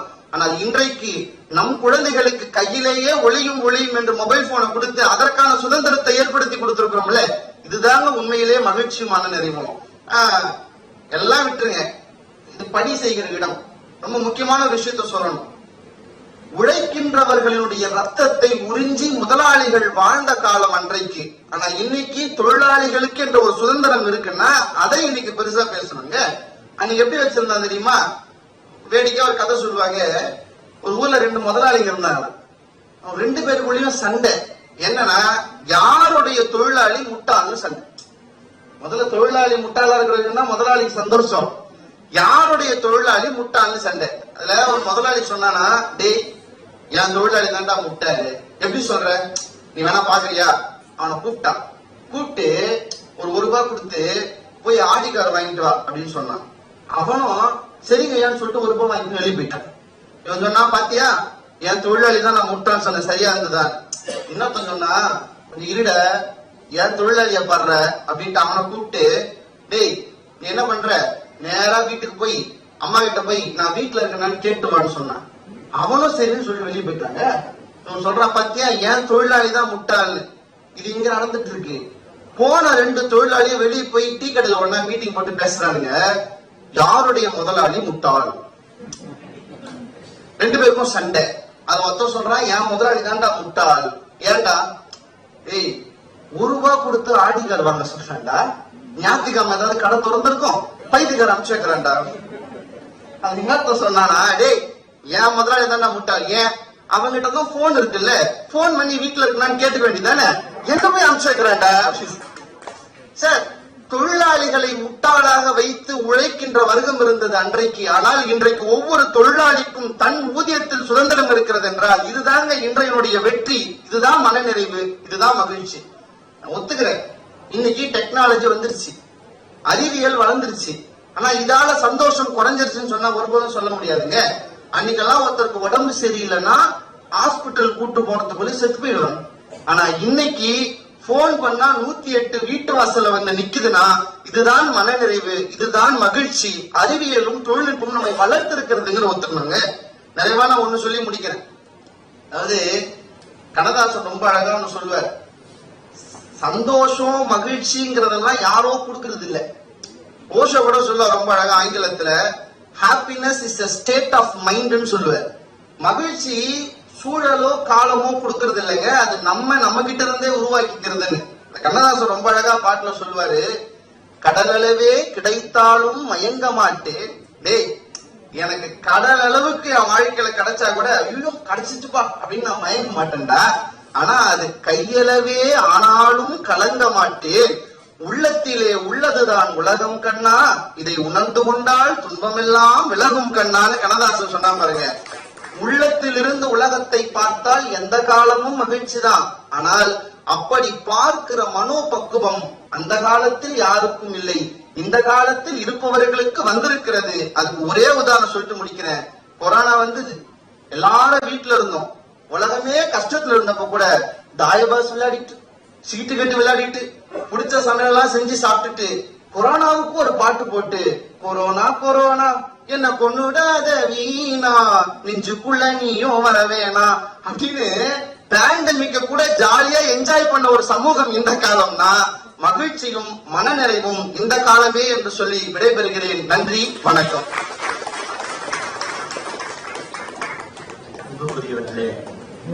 அடுத்த தலைமுறை எவ்வளவு படித்து பேசுகிறது என்பதற்கு ஒரு அடையாளம். தடுமாறும் போதையிலும் கவிபாடும் மேதையவன் மாட்டு வண்டி போக முடியாத இடத்திற்கு கூட பாட்டு வண்டியால் பயணப்பட்ட கண்ணதாசனை சொல்லி அவர் பண்ணார். நான் என்னுடைய நிறைவிலே அது குறித்து பேசுவேன். நேரத்தினுடைய நான் எப்போதுமே காலண்டரை பார்ப்பதில்லை, ஏன்னா அதுல ராசி பலன் நல்ல நேரம் கெட்ட நேரம் தான் இருக்கும். கடிகார முல்லை பார்த்துதான் காரணம் செய்ய வேண்டும். காரணம் நொடி முல்லை போல நாம் ஓடிக்கொண்டே இருக்க வேண்டும். ஏனென்றால் அவர்களுடைய இருதய துடிப்பு அப்புறம் ECG மாதிரி ஏறி இறங்கும். எனவே நேரத்தினுடைய அருமை கருதி இதை மறுப்பதற்காக சிவ சதீஷ்குமார் மிகவும் நல்லவர், 8 நிமிடத்தில் முடிப்பார். என்னை நன்றாக இறைவன் படைத்தவன் தன்னை நன்றாக தமிழ் செய்யுமாறு இந்த மேடைதான் எங்களுக்கு வரப்பிரசாதம் என்று சொல்லுவேன். காரணம், படித்தவர்களால் மேடை நிரம்பி இருக்கிறது, எங்களை விட அதிகம் படித்தவர்களால் அரங்கம் நிரம்பி இருக்கிறது. நான் PhD வாங்கியிருக்கேன். என்ன PhD ஒரு பெருசால இல்லைங்க, இந்த காலத்து படிப்பு அப்படித்தான். ஒரு புக்ல இருந்து பார்த்து எழுதுனா திருட்டு, 100 புக்ல இருந்து பார்த்து எழுதுனா திரட்டு, அது பேர் PhD. நான் திருப்பியும் ஏதோ இவரை ஒண்ணும், எனக்கு அவர் டைரக்டரா தான் இருந்தாலும் நான் சொல்றேன் சார், அவர் காமர்ஸ் படிச்சவர். நேக் கமிட்டி, AICT, NCT எல்லாம் எப்படி மிரட்டிட்டா சார் மனுஷன். மெட்ராஸ், மதர் ஆஃப் மெட்ராஸ் யூனிவர்சிட்டின்னு பேரு விஜயகுமார் சார் அதுக்கு, பிரசிடென்சி காலேஜுக்கு. அந்த ஹால்ல நின்று அந்த மனுஷன் 45 நிமிஷம் பேசினார் பாருங்க. அப்படி ஒரு ஷேக்ஸ்பியரை, ஷெல்லியை, வேர்ட்ஸ்வர்த்தை எங்கள் கண்முன்னே கொண்டு வந்து நிறுத்தினார். அவர் உங்களுக்கு செக்ரட்டரிங்கிறது எங்களுக்கு அப்படி அந்த லிங்குஸ்டிக்ஸ் மொழி குறியீட்டு ஆங்கிலத்துல சரியா சொல்லணும். இன்னொன்னுங்க, செக்ரட்டரிய சொல்லும் போது தலைவர் மகிழ்ச்சியா இருக்காரு பாருங்க, அதுவே ரொம்ப சிறப்புல.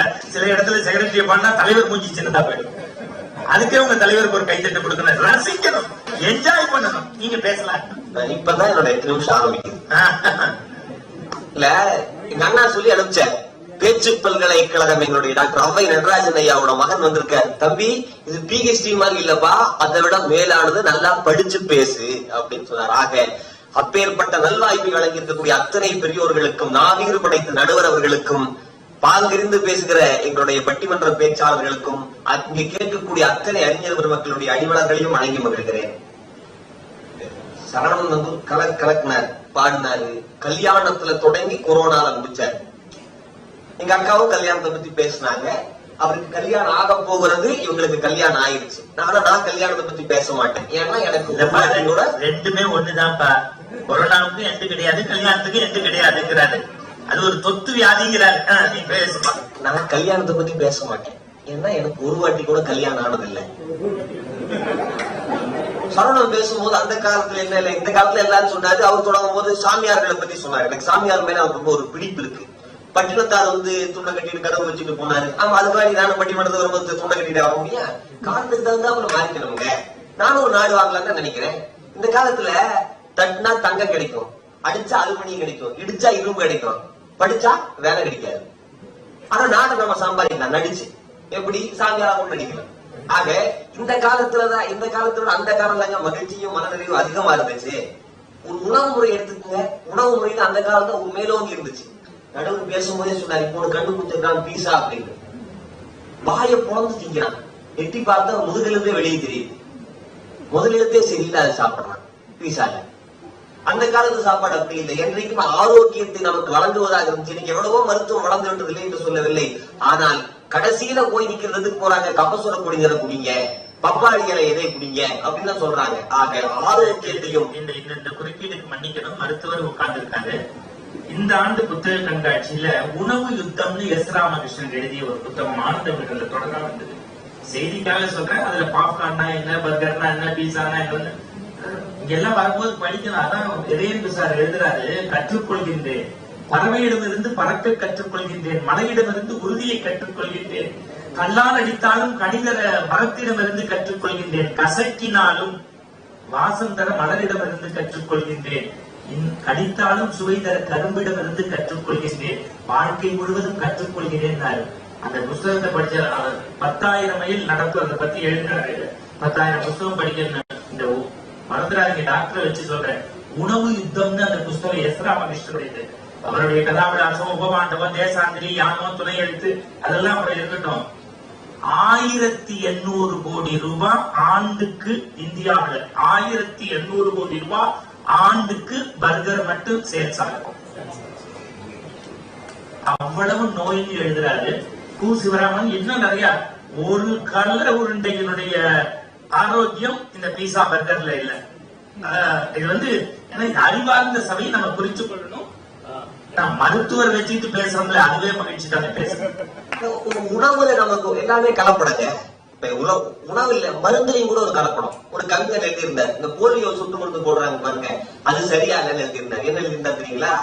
சின்ன வயதில் உனக்கு வந்த போலியோ அது இன்னும் உன்னை விட்டு போலியோ, அதற்கு குடித்த சொட்டு மருந்து உன் தொண்டைக்குள்ளே போகலையோ, அல்லது சொட்டு மருந்தில் கலப்படம் தான் போலியோ.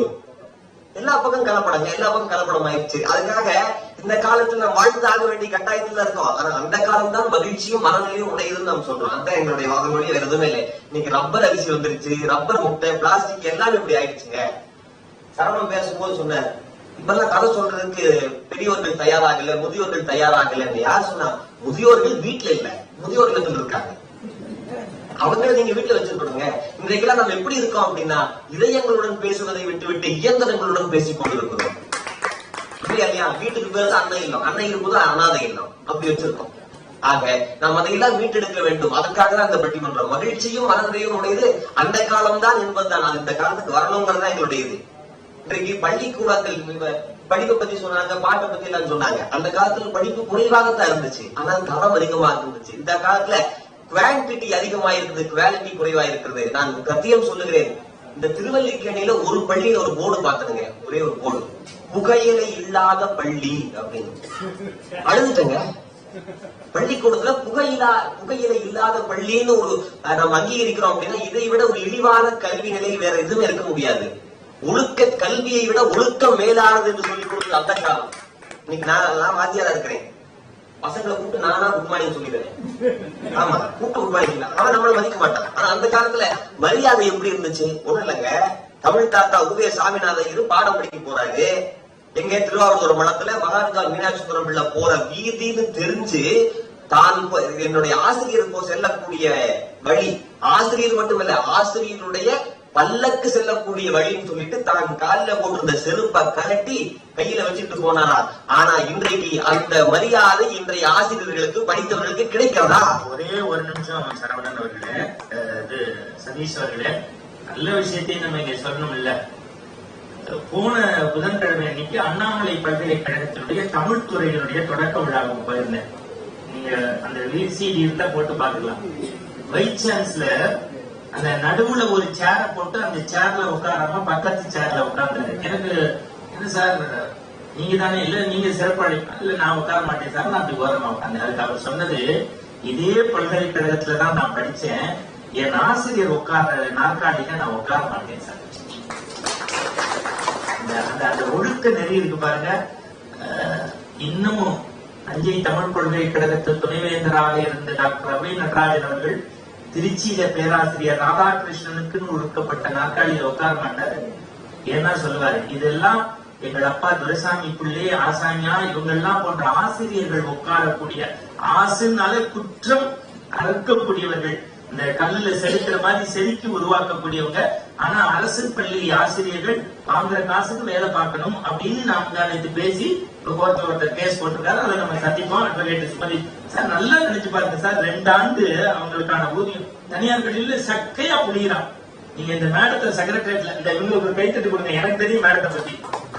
பிறருக்கு சர்வீஸ் பண்றதுல தானா வந்து அந்த டெடிகேஷனோட பண்ணுவாங்கல்ல. இதெல்லாம் இந்த நிறைய பேச தோணுது. பரவாயில்ல, அதுக்கு இன்னொரு தனியா மேடை வச்சு பண்ணி பேசுவோம். இப்ப அன்பாகட்டும் ஆன்மீகமாகட்டும் எல்லாத்துலயுமே கலப்படம் ஆயிடுச்சுங்க. அந்த காலத்துல அப்படி இல்லை. இப்ப இறைவனுடைய படைப்பு எடுத்துக்கங்களேன், ஆண்டவர் நமக்கு கையை கொடுத்தாங்க, காலை கொடுத்தா, எல்லாமே கொடுத்தாங்க. ஆனா குழந்தை பிறக்கும் போது பல்ல மட்டும் உழைக்காமல் படைத்தாங்க. காரணம் என்ன?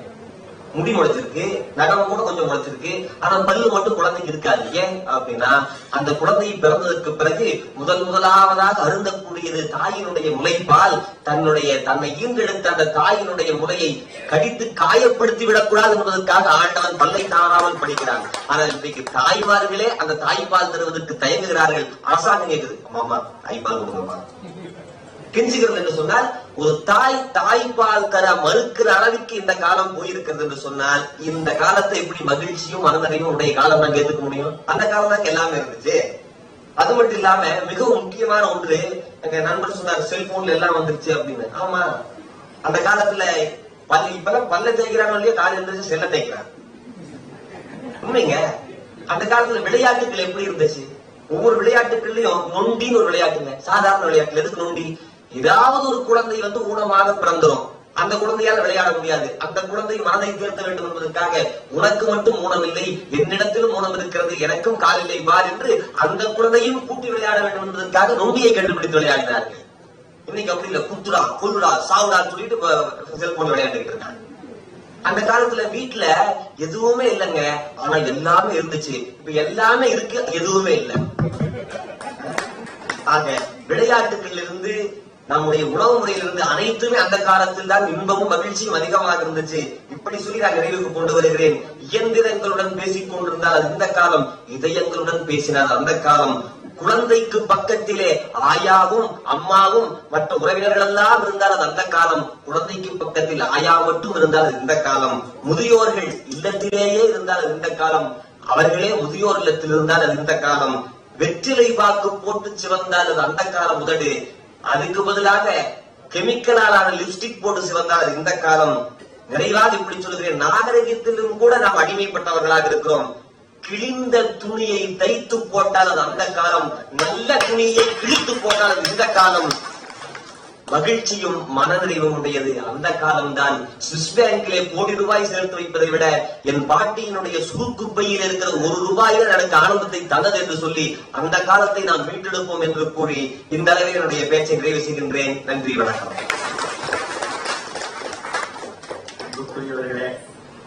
நீங்கள் நம்புவதும் எடுத்துக்கொள்வதும் உங்களுடைய விருப்பத்தை பொறுத்து. ஆஸ்திக சமாஜத்தில் 1000 பட்டிமன்றமும் நடக்கிறது. ராணி சீரி மகாலில் நடக்கிறது, ஏவிஎம் ராஜேஸ்வரியில் நடக்கிறது. ஆனால் நான் எங்கள் தமிழ் பேராசிரியரையும் வைத்துக் கொண்டு, இயக்குநரையும் வைத்துக் கொண்டு சொல்கிறேன், கடந்த சில ஆண்டுகளில் நடைபெற்ற ஆரோக்கியமான தரமான பட்டிமன்றம் ஐஓஏ என்பதை தைரியமாக சொல்றேன். அப்படியே சின்ன சின்ன விஷயங்கள் ஆரோக்கியம் சாருக்கு தெரியும். இன்னைக்கு பட்டிமன்றம்னா அதே 15 ஜோக்கையே திருப்பி பேசுறதில்ல. அப்படியே குறிப்பு எடுத்துட்டு வந்து அவர் சொன்னார் பாருங்க, விளையாட்டு நேரம் இல்ல, பல்லாங்குழின்னு ஒண்ணு விளையாடுவோம். அது என்ன, இருக்கிறத எடுத்து இல்லாதவனுக்கு கொடுக்கணும். பரமபதம்னு விளையாடுவோம். வாழ்க்கைன்னா ஏற்றம் இறக்கம் உண்டுங்கிறது. நொண்டிங்கிறது என்ன தெரியுமா, சமமா இல்லாத போது சாதிச்சு காட்டுவா பெண்ணுங்கிறதுக்கு தான் நொண்டின்னு வச்சான். கிட்டி புல்லுன்னா அதுலயே கூட்டல் கழித்தல் வகுத்தல் உண்டு. இன்னொன்னு சொல்றேன், கண்ணாமூச்சின்னு விளையாடுவோம். குடிக்கிறவன் பொறுமையா இருக்கணும், மாட்டிக்காதவன் மாட்டிக்கலன்னு பெருமையா இருக்கணும். மரப்பாச்சி பொம்மைய கூட அசிங்கம்னு நினைச்சு துணியை சுத்தி வச்சதுதான் நவராத்திரி பொம்மை. இன்னைக்கு அதுக்கு மேல நான் சொல்ல விருப்பப்படல. விளையாட்டில் கூட பண்பாட்டையும் ஒழுக்கத்தையும் வைத்தவன் தமிழ் சமூகம் என்பதை விளையாட்டாக சொன்ன சதீஷ்க்கு ஒரு அரங்கு நிறைவேற்ற.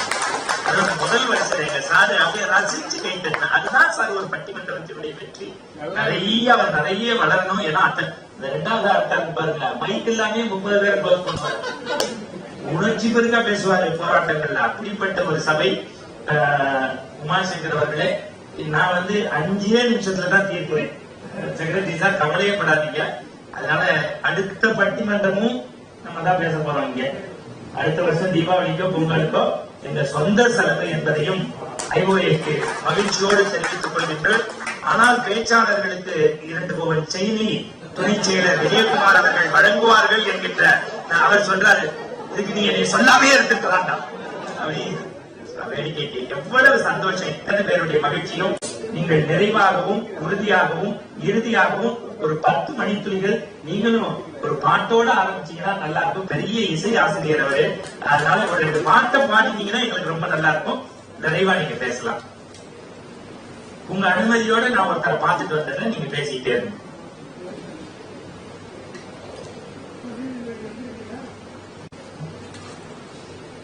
ஆனந்த யாழை மீட்டுகிறாய் அடி, நெஞ்சில் வண்ணம் தீட்டுகிறாய், அன்பெனும் கூடையை நீட்டுகிறாய், அதில் 1000 மழை துளி கூட்டுகிறாய்.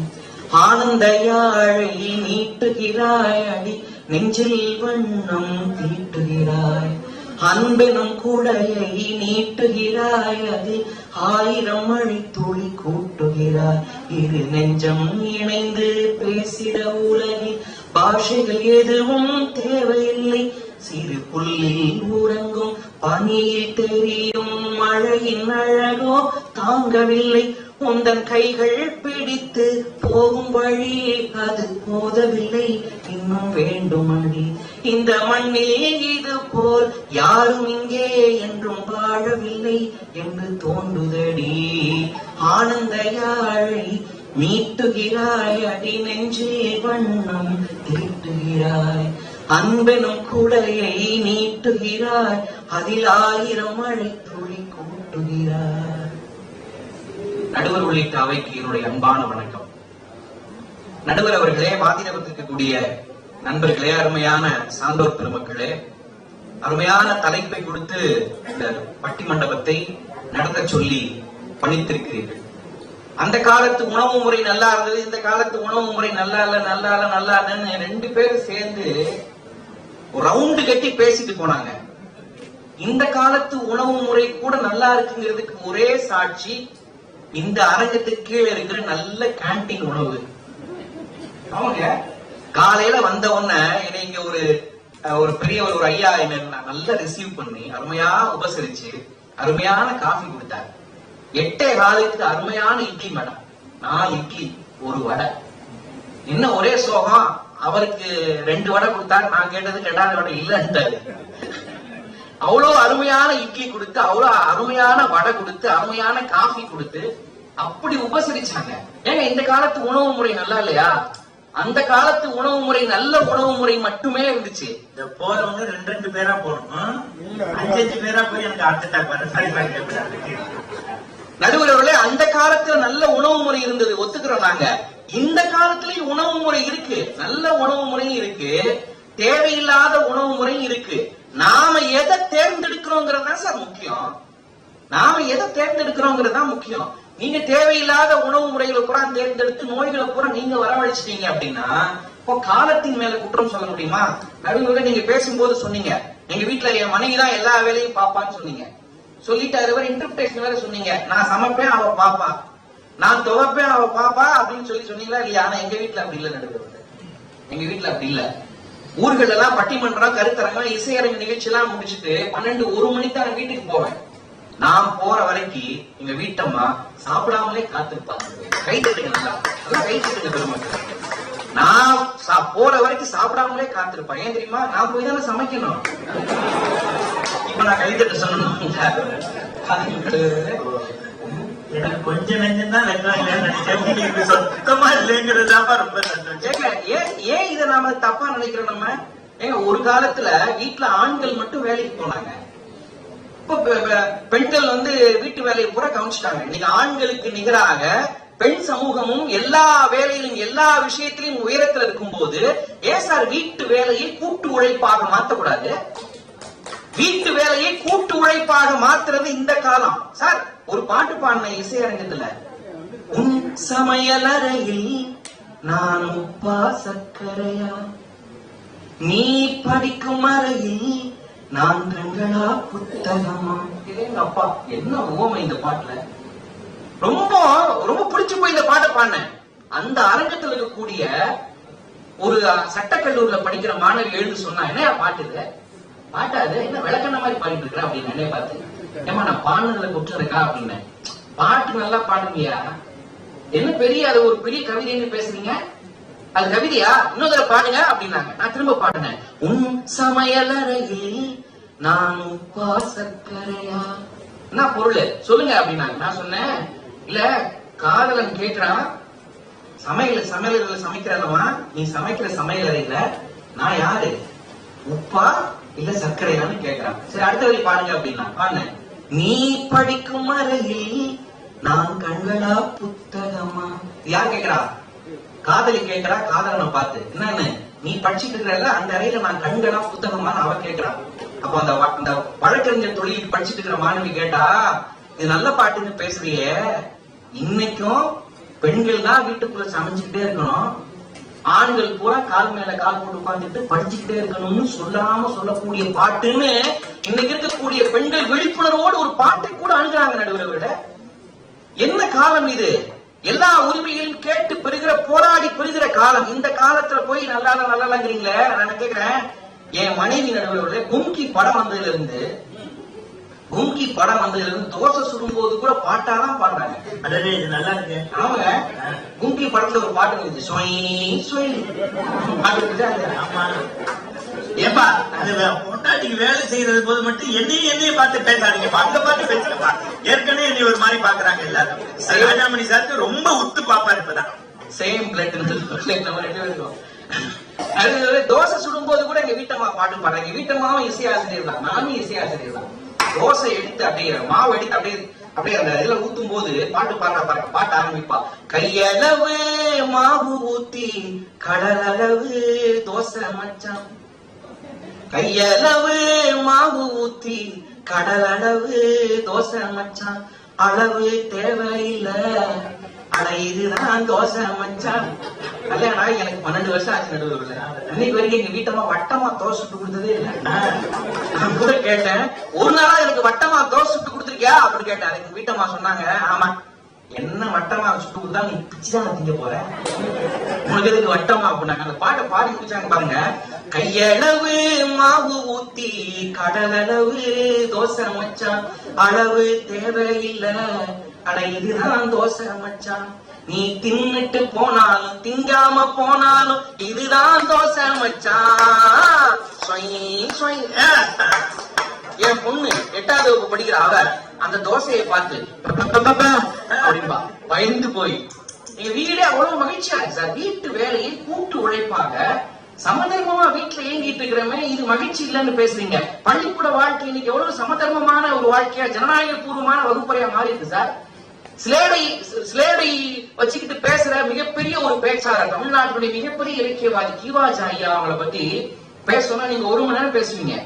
கீவாஜா ஐயா ஸ்லேடை அந்த நயம் வெளிப்பட பேசுவாங்க. எப்போ சார் இன்னைக்கு எங்க பள்ளிக்கூடத்துல பையனே பேசுறாங்க சார். எங்க பையன், நான் இசை ஆசிரியர், பள்ளிக்கூடத்துல போன அவன் சொல்றான், சார் உங்களை பாடையில பாக்கணும்னா. ஏய் என்னடா சொல்ற அப்படின்னு. சார் உங்களை பாடையில பாக்கணும், ஒரு பாட்டு பாடுங்க, எல்லாம் பேசாத அப்படின்னு. அவன் ஸ்லேடி நைட்டோடு பேசுறான் சார். இன்னொன்னு கேட்டான் பாருங்க சார், நீங்க எவ்வளவு சம்பளம் வாங்குறீங்க அப்படின்னா, ஏன்டா சொல்லுங்க சார் எவ்வளவு சம்பளம் வாங்குறீங்க அப்படின்னா, 40 ரூபா வாங்குறேன்டா அப்படின்னா. அதுக்கு அவன் சொன்னான், கேள்வி கேட்கிற உங்களுக்கு 40 ரூபா தர்றாங்க, பதில் சொல்ற எங்களுக்கு 10 ரூபா கொடுக்க மாட்டேன்றாங்க சார். வகுப்பறை இன்னைக்கு ஜனநாயக பூர்வமா இருக்கு. ஒரு காலத்துல வகுப்பறையில் இருக்கக்கூடிய அதிகார வர்க்கத்தில் இருக்கக்கூடிய அந்த யாரு பொறுப்புல இருக்காங்க அவங்க என்ன சொன்னாலும் அதான் விஷயம் நம்பிட்டு போற காலம் இல்ல இன்னைக்கு. நீங்க எல்லாம் கேள்வி கேட்கிற காலமா வந்துருச்சு. இது ஏன் சார் நல்ல காலம், நீங்க ஏன் எடுத்துக்கூடாதுன்னு நான் கேட்கிறேன். இன்னொன்னு சொன்னாங்க, தொழில்நுட்பம் வந்துருச்சு எல்லாத்தையும் கெடுத்துருச்சு அப்படின்னு. உண்மையில நீங்க நன்றி மறந்து பேசுறீங்க சகோதரி. எல்லாம் நியாயமா? ஒரு கேள்வி கேட்கறீங்க, சென்னை பெருசா தமிழ்நாடு பெருசா நடுவுல? நீங்களும் என்னை கேள்வி கேட்பீங்க. தமிழ்நாடு தான் பெருசு. தமிழ்நாடு பெருசா இந்தியா பெருசானா எது பெருசு? இந்தியா தான் பெருசு. இந்தியா பெருசா உலகம் பெருசானா எது பெருசு? உலகம் தான் பெருசு. உலகத்தை விட பெருசு ஒண்ணு இருக்குன்னார் வள்ளுவர். என்ன உலகத்தை விட பெருசு ஒண்ணு இருக்கு, என்னது? காலத்தினால் செய்த உதவி. காலத்தினால் செய்த உதவி சிறிதனினும் ஞானத்தின் மானம் பெரிதுனார். உலகத்தை விட பெருசு. நான் எதை சொல்ல வரேன் புரியுதா? கொரோனா பெருந்தொற்று காலத்துல பள்ளிக்கூடம் கூட மூடிட்டாங்க சார். நம்ம பிள்ளைகளுடைய கல்வி சூழல்லாம் எங்க நீ போச்சு, நீ படிக்க மாட்டாங்க பசங்க அப்படின்னு தவிச்சிட்டு இருந்த காலத்துல ஆன்லைன் வகுப்புன்னு வந்துச்சா இல்லையா சார்? அதுல குறைபாடு இருக்குங்கிறது வேற, சின்ன எல்லா இதுலயுமே குறைபாடு தான் செய்யுது. ஆனா ஆன்லைன் வகுப்பு காலத்தினால் செய்த உதவியா இல்லையா? அந்த ஆன்லைன் வகுப்பு ஒரு தொழில்நுட்பத்தால தானே கிடைச்சது. அதை போய் வேணாம்னு சொல்றீங்களே. இன்னொன்னு சொன்னாங்க, அந்த காலத்துல பாட்டுலாம் எப்படி இருந்துச்சு, பாசத்துக்கு அப்படி பாட்டு வச்சான், காதலுக்கு எப்படி பாட்டு வச்சான், இன்னைக்கு எல்லாம் பாட்டு நல்லாவா இருக்கு அப்படின்னு. ஏன் பாட்டு நல்லா இல்லையா? எவ்வளவு நல்ல பாட்டு வந்துருக்கு சார், கேளுங்க. வீட்டுல ஒவ்வொரு தகப்பனுடைய உழைப்பை பறைசாற்றுற மாதிரி பாடல் எவ்வளவு பாட்டு வந்திருக்கு. அப்பானா யாரு? தான் தடுமாறி விழுந்த இடங்களில் தவறையும் தன் பிள்ளை விழக்கூடாது என்று ஆசைப்படுகிற ஒரே ஒரு அப்பா. விசுவாசம் படத்துல ஒரு பாட்டு வச்சான் சார் அப்பாவை பத்தி. என்ன பாட்டு சார் அந்த பாட்டு?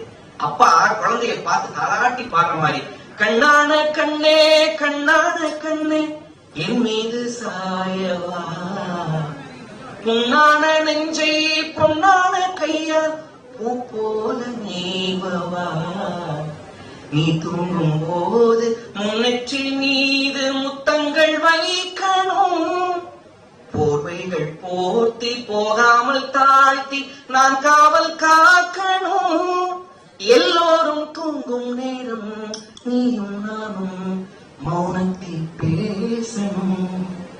என்ன பாடுற? எல்லோரும் தூங்கும் நேரம் நீயும் நானும் மௌனத்தில் பேசணும்னு அழகான வரி போட்டு தாமரை அவங்க எழுதலையா? இது நல்ல பாட்டு அவங்களுக்கு தெரியலையா? ரெண்டு விஷயம் சொல்லி முடிச்சிடறேன் நடுவர்கள. ஒரு காலத்துல ஒரு சாதாரண ஜிப்பா தைக்கணும்னா கூட எவ்வளவு கஷ்டப்பட்டாங்க. நான் 12 முடிச்சுட்டு கல்லூரிக்கு போகும்போது ஜிப்பா தைக்கணும்னு ஆசைப்பட்டேன். துணி எல்லாம் எடுத்து கொடுத்து எங்க அப்பா சொன்ன அடிப்படையில நல்ல துணி எடுத்து கொடுத்து ஒரு தையல் கலைஞர்கிட்ட கொண்டு போய் கொடுத்தேன். எனக்கு ஒரு ஜிப்பா தைச்சு கொடுங்க அப்படின்னு. அவங்க நல்லா அளந்து பார்க்க சொன்னாரு. தம்பி துணி காணாதுன்ட்டு. நான் சொன்னேன், எங்க அப்பா சொன்ன அளவு தான் எடுத்தேன். அங்க ஜவுளி கடையிலையும் கரெக்டா அளந்து பார்த்தாங்க கொண்டு வந்திருக்கேன், நல்லா அளந்து பாருங்க அப்படின்னு. தம்பி துணி காணாது போ அப்படின்ட்டு. நான் அப்படியே எடுத்துட்டு வந்தேன். பக்கத்துல பாருங்க இன்னொரு தையல் கலைஞர் இருந்தாரு, அவர்கிட்ட கொண்டு போய் கொடுத்தேன்.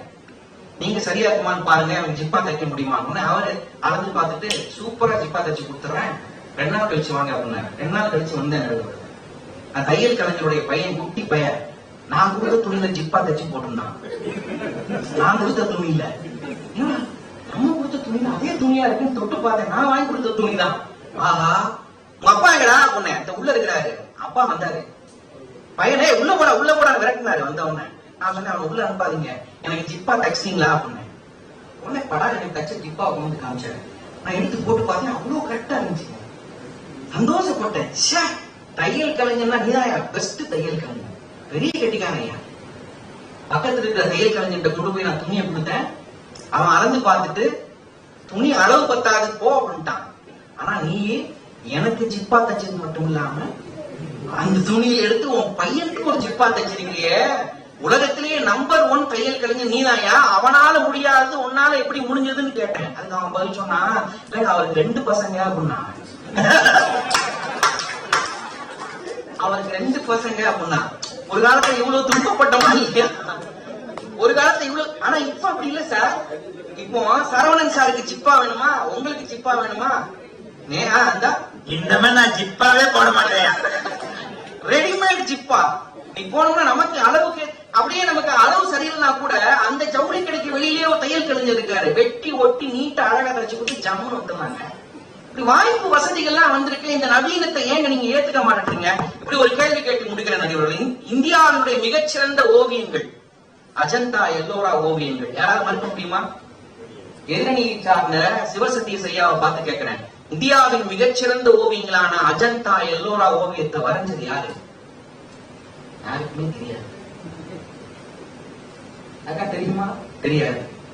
சகோதரியை பார்த்து ஒரு கேள்வி இருக்கிறேன், சித்தன்ன வாசல் இருக்கக்கூடிய குகை ஓவியங்களை வரைந்த கைகள் யாருடைய கைகள்? பதில் சொல்லுங்க பாப்பா. யாராச்சும்? யாருக்குமே தெரியாது. விடுங்க. மகாகவி பாரதியார்னு சொன்ன உடனே என்ன ஞாபகத்துக்கு வருது? முண்டாசம், முறுக்கிய மீசையும், ஒளி குறுந்திய கண்களும் ஞாபகத்துக்கு வருதா இல்லையா? அது பாரதியினுடைய ஓவியம் தான். அது பாரதியாருடைய ஓவியத்தில் வரைஞ்சது யாரு? நிறைய பேருக்கு தெரியாது. நிறைய பேருக்கு தெரியாது சார். அதெல்லாம் விடுங்க. எத்தனை பாட்டு பாரதி எழுதினாரு?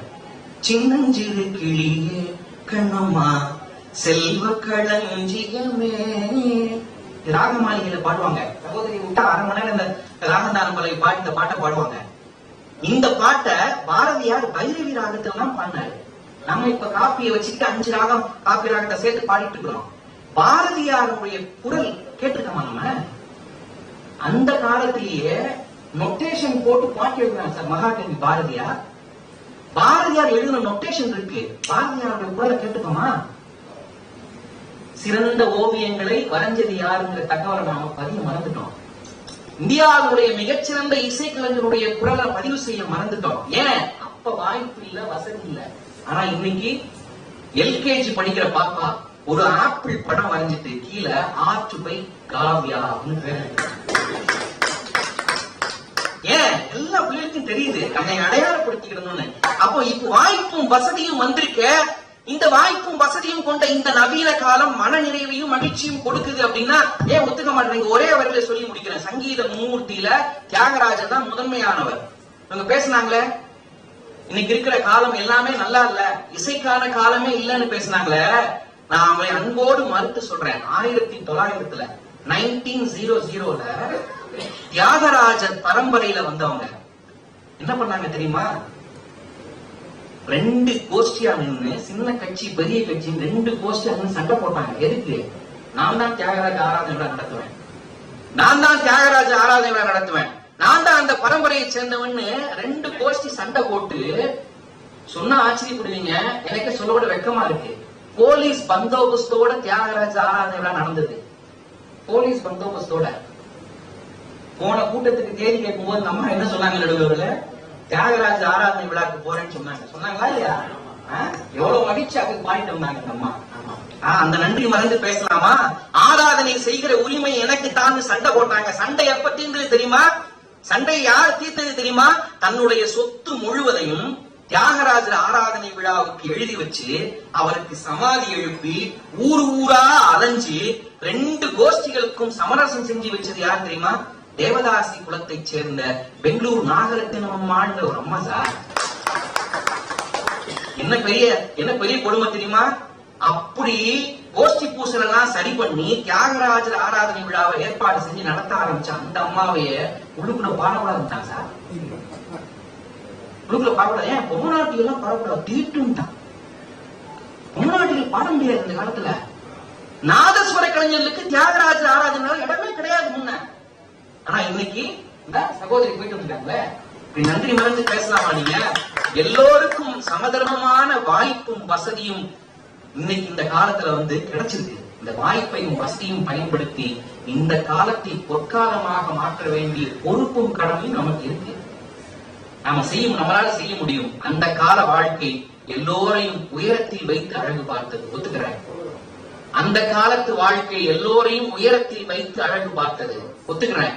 இந்த கால வாழ்க்கை எல்லோரையும் உயர்வான இடத்தில் வைத்து அழகு பார்க்கிறது. வணக்கம்.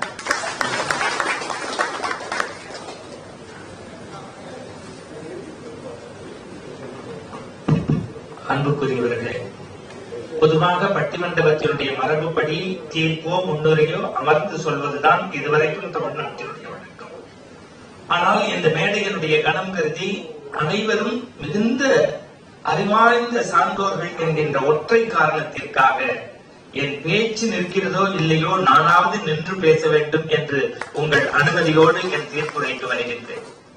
அருளண்ணாவிற்கு 1 மணிக்கு பேர் சூடாக சாப்பிட விட்டார் என்றால் நோய் வந்துவிடும் என்பது எனக்கு தெரியும். 10 நிமிடத்துல என் பேச்சு முடிப்பேன். ஆனால் நான் இவர்களுக்கு சொல்வேன், இன்னொரு முறை எங்களால் இது போன்று பேச முடியுமா என்றால் எங்களுக்கு தெரியாது. ஆனால் ஒரு 2.25 மணி நேரம் நாங்கள் நன்றாக பேசினோம் என்று சொல்ல மாட்டேன்.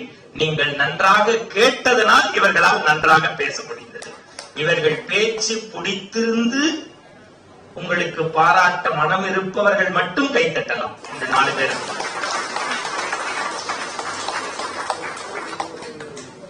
ஒரு படத்துல சார் டைட்டில் கார்டுல கைத்தட்டு வாங்கலாம், எண்டு கார்டு வரைக்கும் கைத்தட்டு வாங்குறதுங்கிறது ரொம்ப கஷ்டம். இதானே உண்மை. 30 கோடி போடலாம், அதுல 3 நிமிஷத்துக்கு ஒரு தடவை பீடி பிடிக்க வெளியில எந்திரிச்சு போயிடலாம். ஆனா ரத்ன சபாபதி சார் ஆரம்பத்துல எவ்வளவு முகமலர்ச்சியோட இருந்தாரோ, கருப்புசாமி சாரோ, பின்னாடி இருக்கிறவங்களோ, நீங்களோ, இல்ல ஜேஎஸ்ஓ, மகாலிங்க சாரோ, மத்தவங்களோ, நான் உங்களிடத்தில் பணிந்து கேட்பேன், உண்மையிலேயே ஐஓஏ அந்த அமைப்பினுடைய நெஞ்சமெல்லாம் நிறைந்திருக்கக்கூடிய நம்முடைய தலைவர் சம்பத் ஐயா அவர்களுக்கும், ரத்ன சபாபதி சார் அவர்களுக்கும், வீரபாண்டியன் அவர்களுக்கும், எங்களுடைய மரியாதைக்குரிய இயக்குனர் முத்துவீர கணபதி சாருக்கும், நெஞ்சத்தின் நிகழ்வோடு எங்களை அன்பு செலுத்தி இருக்கக்கூடிய விஜயகுமார் சார் அவர்களுக்கும், துரை அவர்களுக்கும், பிரபாகரன் அவர்களுக்கும் இருந்து கேட்டு உங்களுக்கு விருந்து கொடுத்து நீங்கள் இல்லம் சேருகின்ற வரை உங்களை உள்ளன்போடு உபசரித்த அனைவருக்கும் 1 நிமிடம் இடைவிடாது நாம் கைத்தட்டை நன்றி பெருக்கோடு தெரிவிக்க வேண்டும். பத்தாது.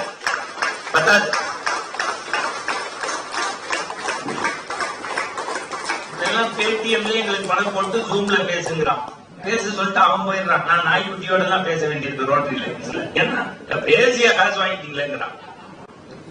முந்தானத்து நான் சொல்லக்கூடாது, சென்னைக்கு ஒரு பிரபலமான ஹோட்டல் 50 பேர் முதல் 30 வருஷம் அது வரைக்கும் டயஸ்ல சும்மா உட்காந்துருந்தேன். நான் ஓடியத்துல வந்து ஆரம்பிச்சாலும் 35 பேருக்கு சூப் கொடுத்துட்டாங்க அப்படின்னா நான் அப்புறம் நம்பிக்கை வைத்தால் நதி மீது நடக்கலாம். அவன் சூப்பரா நான் என்னை பேச சொல்றான். எல்லாரும் இத்தனை பேருடைய ஏதோ தர்மன் சார் கிஃப்ட் வாங்கிட்டு உள்ள வராரு போல. அதெல்லாம் நாங்க விரும்ப மாட்டோம். உள்ள வாங்க. பகுதி அங்கே நிக்கிறாரு அவர். நண்பர்களே, இதுக்கு மேல இது மனநிறைவு மகிழ்ச்சியும் அந்த காலமா இந்த காலமாங்கிறது ஒரு தீர்ப்பு சொல்லிட்டு போயிட்டீங்க. நீங்க மறந்துடக்கூடாது. அந்த காலமா இந்த காலமாங்கிறத 5 நிமிஷத்துல சொல்லிடுறோம். ஆனால் எங்கள் மனநிறைவு 2 ஆண்டுகளுக்கு பிறகு இன்றைக்குத்தான் மகிழ்வோடு இருக்கிறது என்பதுதான் நிதர்சனமானது. உங்கள் திருவடிகளை தொழுது காலைல விஜயகுமார் சார் ஒரே ஒரு அருமையா அமையும் சார் அப்படின்னு அந்த மனசு. அந்த சார் உங்க பிரசிடென்ட் அவர் 2 சீஃப் மினிஸ்டரை பார்த்தவர், 2-3 சீஃப் மினிஸ்டர் வாசல்ல வந்து எங்களை ரிசீவ் பண்ணி டீ குடிக்கிறோம் சார். எனக்கு அவர் இயக்குனர், அவர் எனக்கு தனி பாட்டில் கொடுத்தாருல சார். என் தமிழுக்கு அவர் திருவடியை தொழுது. நல்ல ஒரு கைத்தட்டு. இதை விட எனக்கு சந்தோஷம். என் அம்மா மாதிரி சார் லட்சுமி டீச்சர் இன்று பொழுதில் பெரிதுவக்கும் தன் மகனை சான்றோன் என கேட்டதா இது சந்தோஷம்.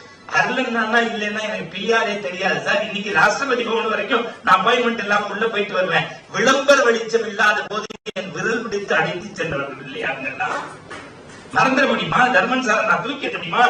ராஜாமணி எனக்கு இதை விட சந்தோஷம் என் வாழ்க்கையில் சத்தியம் சொல்கின்றேன் நண்பர்களே. அவ்வளவு மனநிறைவோடு இருக்கின்றேன். உங்கள் அத்தனை பேருக்கும் வணக்கம்.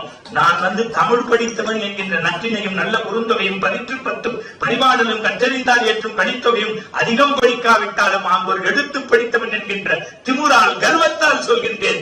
இந்த அமைப்பை சேர்ந்தவர்கள் இன்னும் ஒரு 100 ஆண்டு காலம் ஆரோக்கியமாக இருக்க வேண்டும் என்று மனநிறைவோடு நான் படித்த தமிழால் கைகூப்பி வணங்குகிறேன். அவ்வளவு சந்தோஷமா இருக்கு.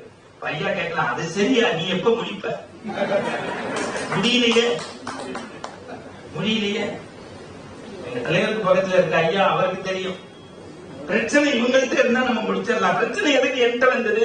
எங்க பிளாட் அப்படியே கவுண்ட் டவுனா எண்ணிக்கங்க. 5வது நிமிஷத்துல முடிச்சிருவேன் பேச்சு. முதல்ல நீ முடி, அப்புறம் நாங்க பாக்குறோம். 300 குடும்பம் இருக்கு. இந்த சி பிளாக்ல மட்டும் எப்ப பார்த்தாலும் சண்டை. கல்யாணம் ஆகி 10 வருஷம் ஆச்சு, பிள்ளை இல்ல அவங்களுக்கு. பிறகு இறைவனுடைய அருள் கதவு உண்டாகி இப்ப எல்லாம் ஸ்கேன் ஆம்பளை பிள்ளையா பொம்பளை பிள்ளையா தெரிஞ்சு போச்சு. எல்லாம் சந்தோஷம் மகிழ்ச்சி. ஒரு நல்ல டாக்டர்கிட்ட கொண்டு போய் காமிச்சு புள்ள ஆணுன்னு முடிவு பண்ணியாச்சு. எல்லாமே விலகாப்பு எல்லாம் முடிச்சாச்சு. இன்னும் 10 நாள்ல டெலிவரி. சண்டைன்னா 2 பேருக்கும் அந்த 300 குடும்பமும் எட்டி பாக்குற அளவுக்கு சண்டை புருஷனு கொண்டாட்டியும். என்ன பிரச்சனைன்னா உன்னையெல்லாம் போய் ஒரு பொண்ணுன்னு சொல்லி எங்க அப்பா எனக்கு கட்டி வச்சு 10 வருஷம் உன்னோட குடும்பம் நடத்த வச்சாரு. இவ்வளவு பிரச்சனைக்கு அப்புறம் எனக்கு புள்ள பிறக்க போது எங்க அப்பனை நான் மறக்காம இருக்கணும். எங்க அப்பன் பேர் தான் வைக்கணும், சீனிவாசன் சீனிவாசன் சீனிவாசன். பிறக்க போற பிள்ளைக்கான அப்பா. அந்த மனைவி சொன்னா, உன் குடும்பத்தை ஒரு குடும்பம்னு நினைச்சு உன்னை தாலி கட்ட வச்சு 10 வருஷம் குடும்பம் நடத்தி எங்க அப்பனை நான் வாழ்க்கையில மறக்கவே முடியாது. எங்க அப்பன் பேர் தான் வைக்கணும், கிருஷ்ணன். சண்டை. நாங்க 300 குடும்பமும் தூங்க முடியல. உங்க செக்ரட்டரி மாதிரி எங்க பிளாட்ல ஒரு செக்ரட்டரி இருக்காரு. அவர்கிட்ட எல்லாரும் போய் கம்ப்ளைண்ட் பண்ணிட்டாங்க. 2 குடும்பமும் அடிச்சு விழுந்துறாங்க. தூங்க முடியல. என்ன பிரச்சனை? 10 நாள்ல புள்ள பிறக்க போகுது. இவங்க அப்பன் பேர் வைக்கணும் சீனிவாசன் தான். இந்த அம்மா இவங்க அப்பன் பேர் வைக்கணும் கிருஷ்ணன். இதானையா பிரச்சனை? குடியா குழந்தை? குழந்தைக்கு பிறந்த உடனே சீனிவாச கோபாலகிருஷ்ணன் பேர் வைப்போம். செக்ரட்டரினா பிரச்சனையை ஒரே சமயத்துல தீர்த்தரணும். சந்தோஷமா அந்த குழந்தை பிறந்த உடனே பேர் சூற்று விடாதான் வச்சுட்டு இந்த அம்மா எடுத்து கொஞ்சம் போனுச்சு. என்னை ஆள வந்த சீனிவாச கோபாலகிருஷ்ணன். ஜாயின்ட் செக்ரட்டரி மாதிரி அவன் சொல்லிட்டான், நிறுத்து. ஏண்டி என்ன சொன்ன பிள்ளைய?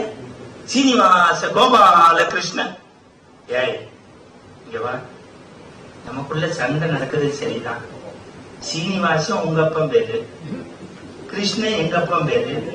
இந்த கோபாலம் யாருன்னா பத்தியா நம்ம சண்டையில மறந்து தொலைச்சிட்டோம். கூப்பிடு செக்ரட்டரி. என்ன அப்படி பேரு சொன்னா, சண்டை வந்த வரைக்கும் உங்க அப்பா பேரை வைக்கலாம். எப்ப என்கிட்ட கொண்டு வந்தீங்களோ எங்க அப்பா பேர் கோபால, எங்க அப்பா பேரை உள்ள சேர்த்து.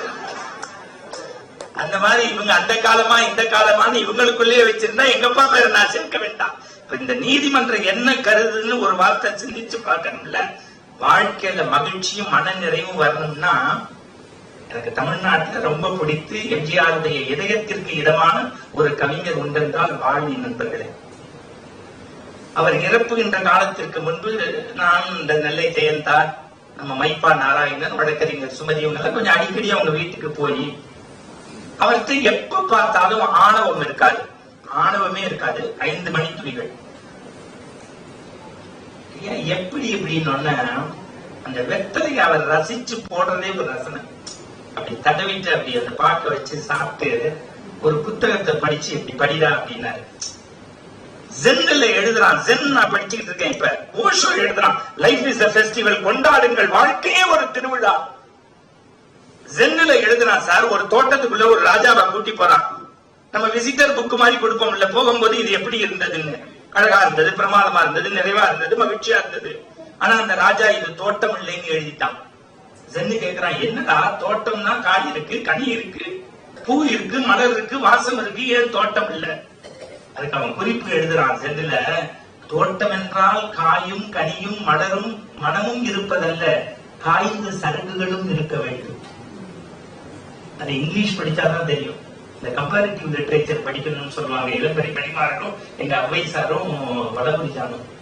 என்னன்னு எழுதுறான், காற்றடிக்கிற போது பொன்னிற சருகுகள் அப்படியே பறந்து போனோம், அது மேல அப்படியே தீண்டிட்டு போனோம், அதுதான் தோட்டம். அதுபோல வாழ்க்கை என்றால் குறையோடு சில மனிதர்கள் இருப்பார்கள், அவர்களையும் நீங்கள் குறையோடு ஏற்றுக்கொள்வதுதான் வாழ்க்கைன்னு சென்றுல எழுதுறான். அப்ப மனநிறைவு மகிழ்ச்சி என்பது நாம் எடுத்துக்கொள்வதை போலான்னு சென்று படிச்சிருக்கேன், ஷேக்ஸ்பியர் படிக்கிறேன், ஓஷோ படிக்கிறேன். ஆனாலும் எனக்கு இன்னும் கொஞ்சம் விளங்கல. ஆனாலும் வாலிட்ட பேசும்போது ஒரே ஒரு புத்தகத்தை எடுத்து கொடுத்து இதை படிடா அப்படின்னாரு. செத்துட்டேன் சார், அதை படிச்சோட செத்துட்டேன் அந்த நிமிஷம். நான் இது படித்த அறிவாய்ந்த சபைங்கிறதுனால நான் உங்களுக்கு சொல்றேன், நீங்க PhD வாங்கி பிரின்சிபல் ஆகி VC ஆனா கூட IOAல எப்ப கூப்பிட்டாலும் பேசணும். இந்த மேடைகளுடைய சார் விளையாட்டு சரவணன், நீங்க பேச்சு சூப்பர். உமாசங்கர் நான் வாயார வாழ்த்துறேன். அந்த சொய் ஒரு பாட்டு போதும். இந்த அம்மாவுக்கு விருது கன்ஃபார்ம்டுமா.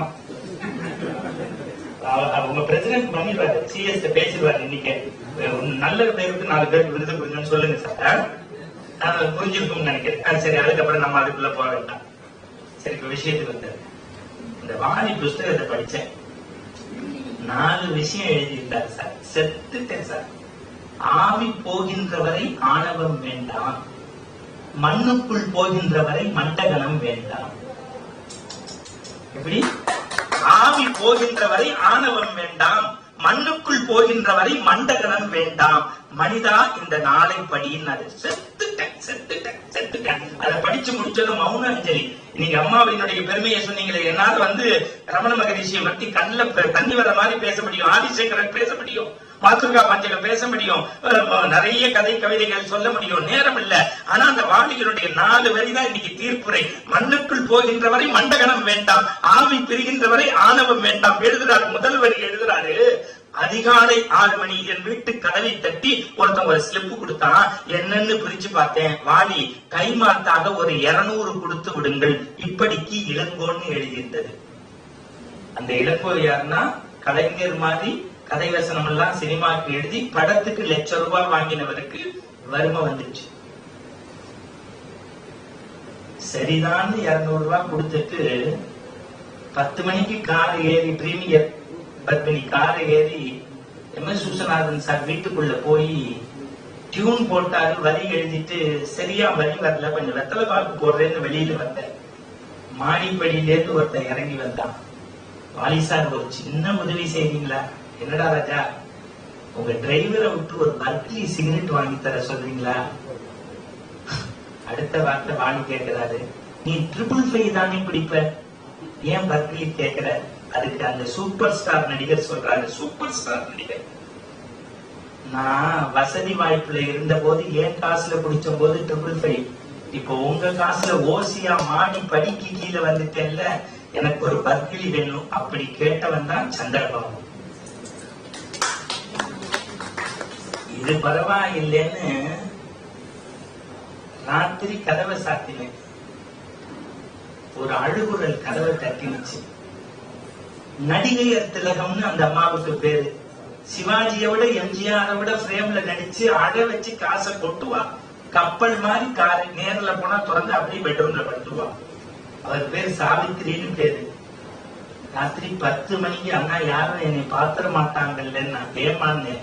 ஒரு நாடகம் மாதிரி எழுதி கொடுங்க, அதை திருப்பி போட்டாவது என் வயிற்ற கழுவிக்கிறேன். என்னடா வாழ்க்கைன்னு காலைல எக்மோர் ஸ்டேஷன் நோக்கி போனேன். சென்னையிலேயே பரபரப்பான இடம் அதுதான். 4000 பேர் வருவான் போவான். ஒரே ஒரு ஆள் ஓரமா உட்கார்ந்து இருந்தார். அவர் கைய பிடிச்சு, ஐயா என் பேர் வாலின்னு. அவர் கண்ணுல பட்ட தண்ணி என் கையில பட்டுச்சு. என்ன வாலி, கண்ணுல இருந்து தண்ணி வருதுன்னு பாக்குறியா? எனக்கு கை கொடுக்கணும், என்னை தொட்டு பார்க்கணும்னு ஆசைப்பட்ட இந்த ஊர் தாண்டா 4000 பேருக்கு மத்தியிலையும் தனியா பூஜாவோடையும் பெட்டியோடு இருந்து கேட்பாரற்று இருக்கிறேன். என் பெயர் தான் தியாகராஜ பாகவதன். எழுதிட்டு சொல்றாரு, அன்றைக்கு முடிவு பண்ணேன், மனிதனுடைய வாழ்க்கையில் ஆணவம் என்பது அறவே கூடாது, மண்ணுக்குள் போகின்ற வரை மண்டகனம் கூடாது. நான் இந்த நிறைந்த அறிவார்ந்த சபைக்கு 1000 எடுத்துக்காட்டை சொல்லி என்னால் தீர்ப்பு சொல்ல முடியும்.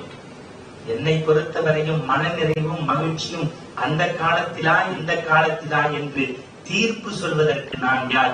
ஒரு வரி தீர்வு சொல்கின்றேன், ஒரு வரி தீர்வு சொல்கின்றேன். வாழ்க்கையை வாழ்வதற்கான மனநிலையை கற்றுக்கொண்டால் அந்த காலமாக இருந்தாலும் இந்த காலமாக இருந்தாலும் மகிழ்வு என்பது அவரவர் கையில். தீர்ப்பில் எனக்கு உடன்பாடு கிடையாது, தீர்வில் உடன்பாடு உண்டு.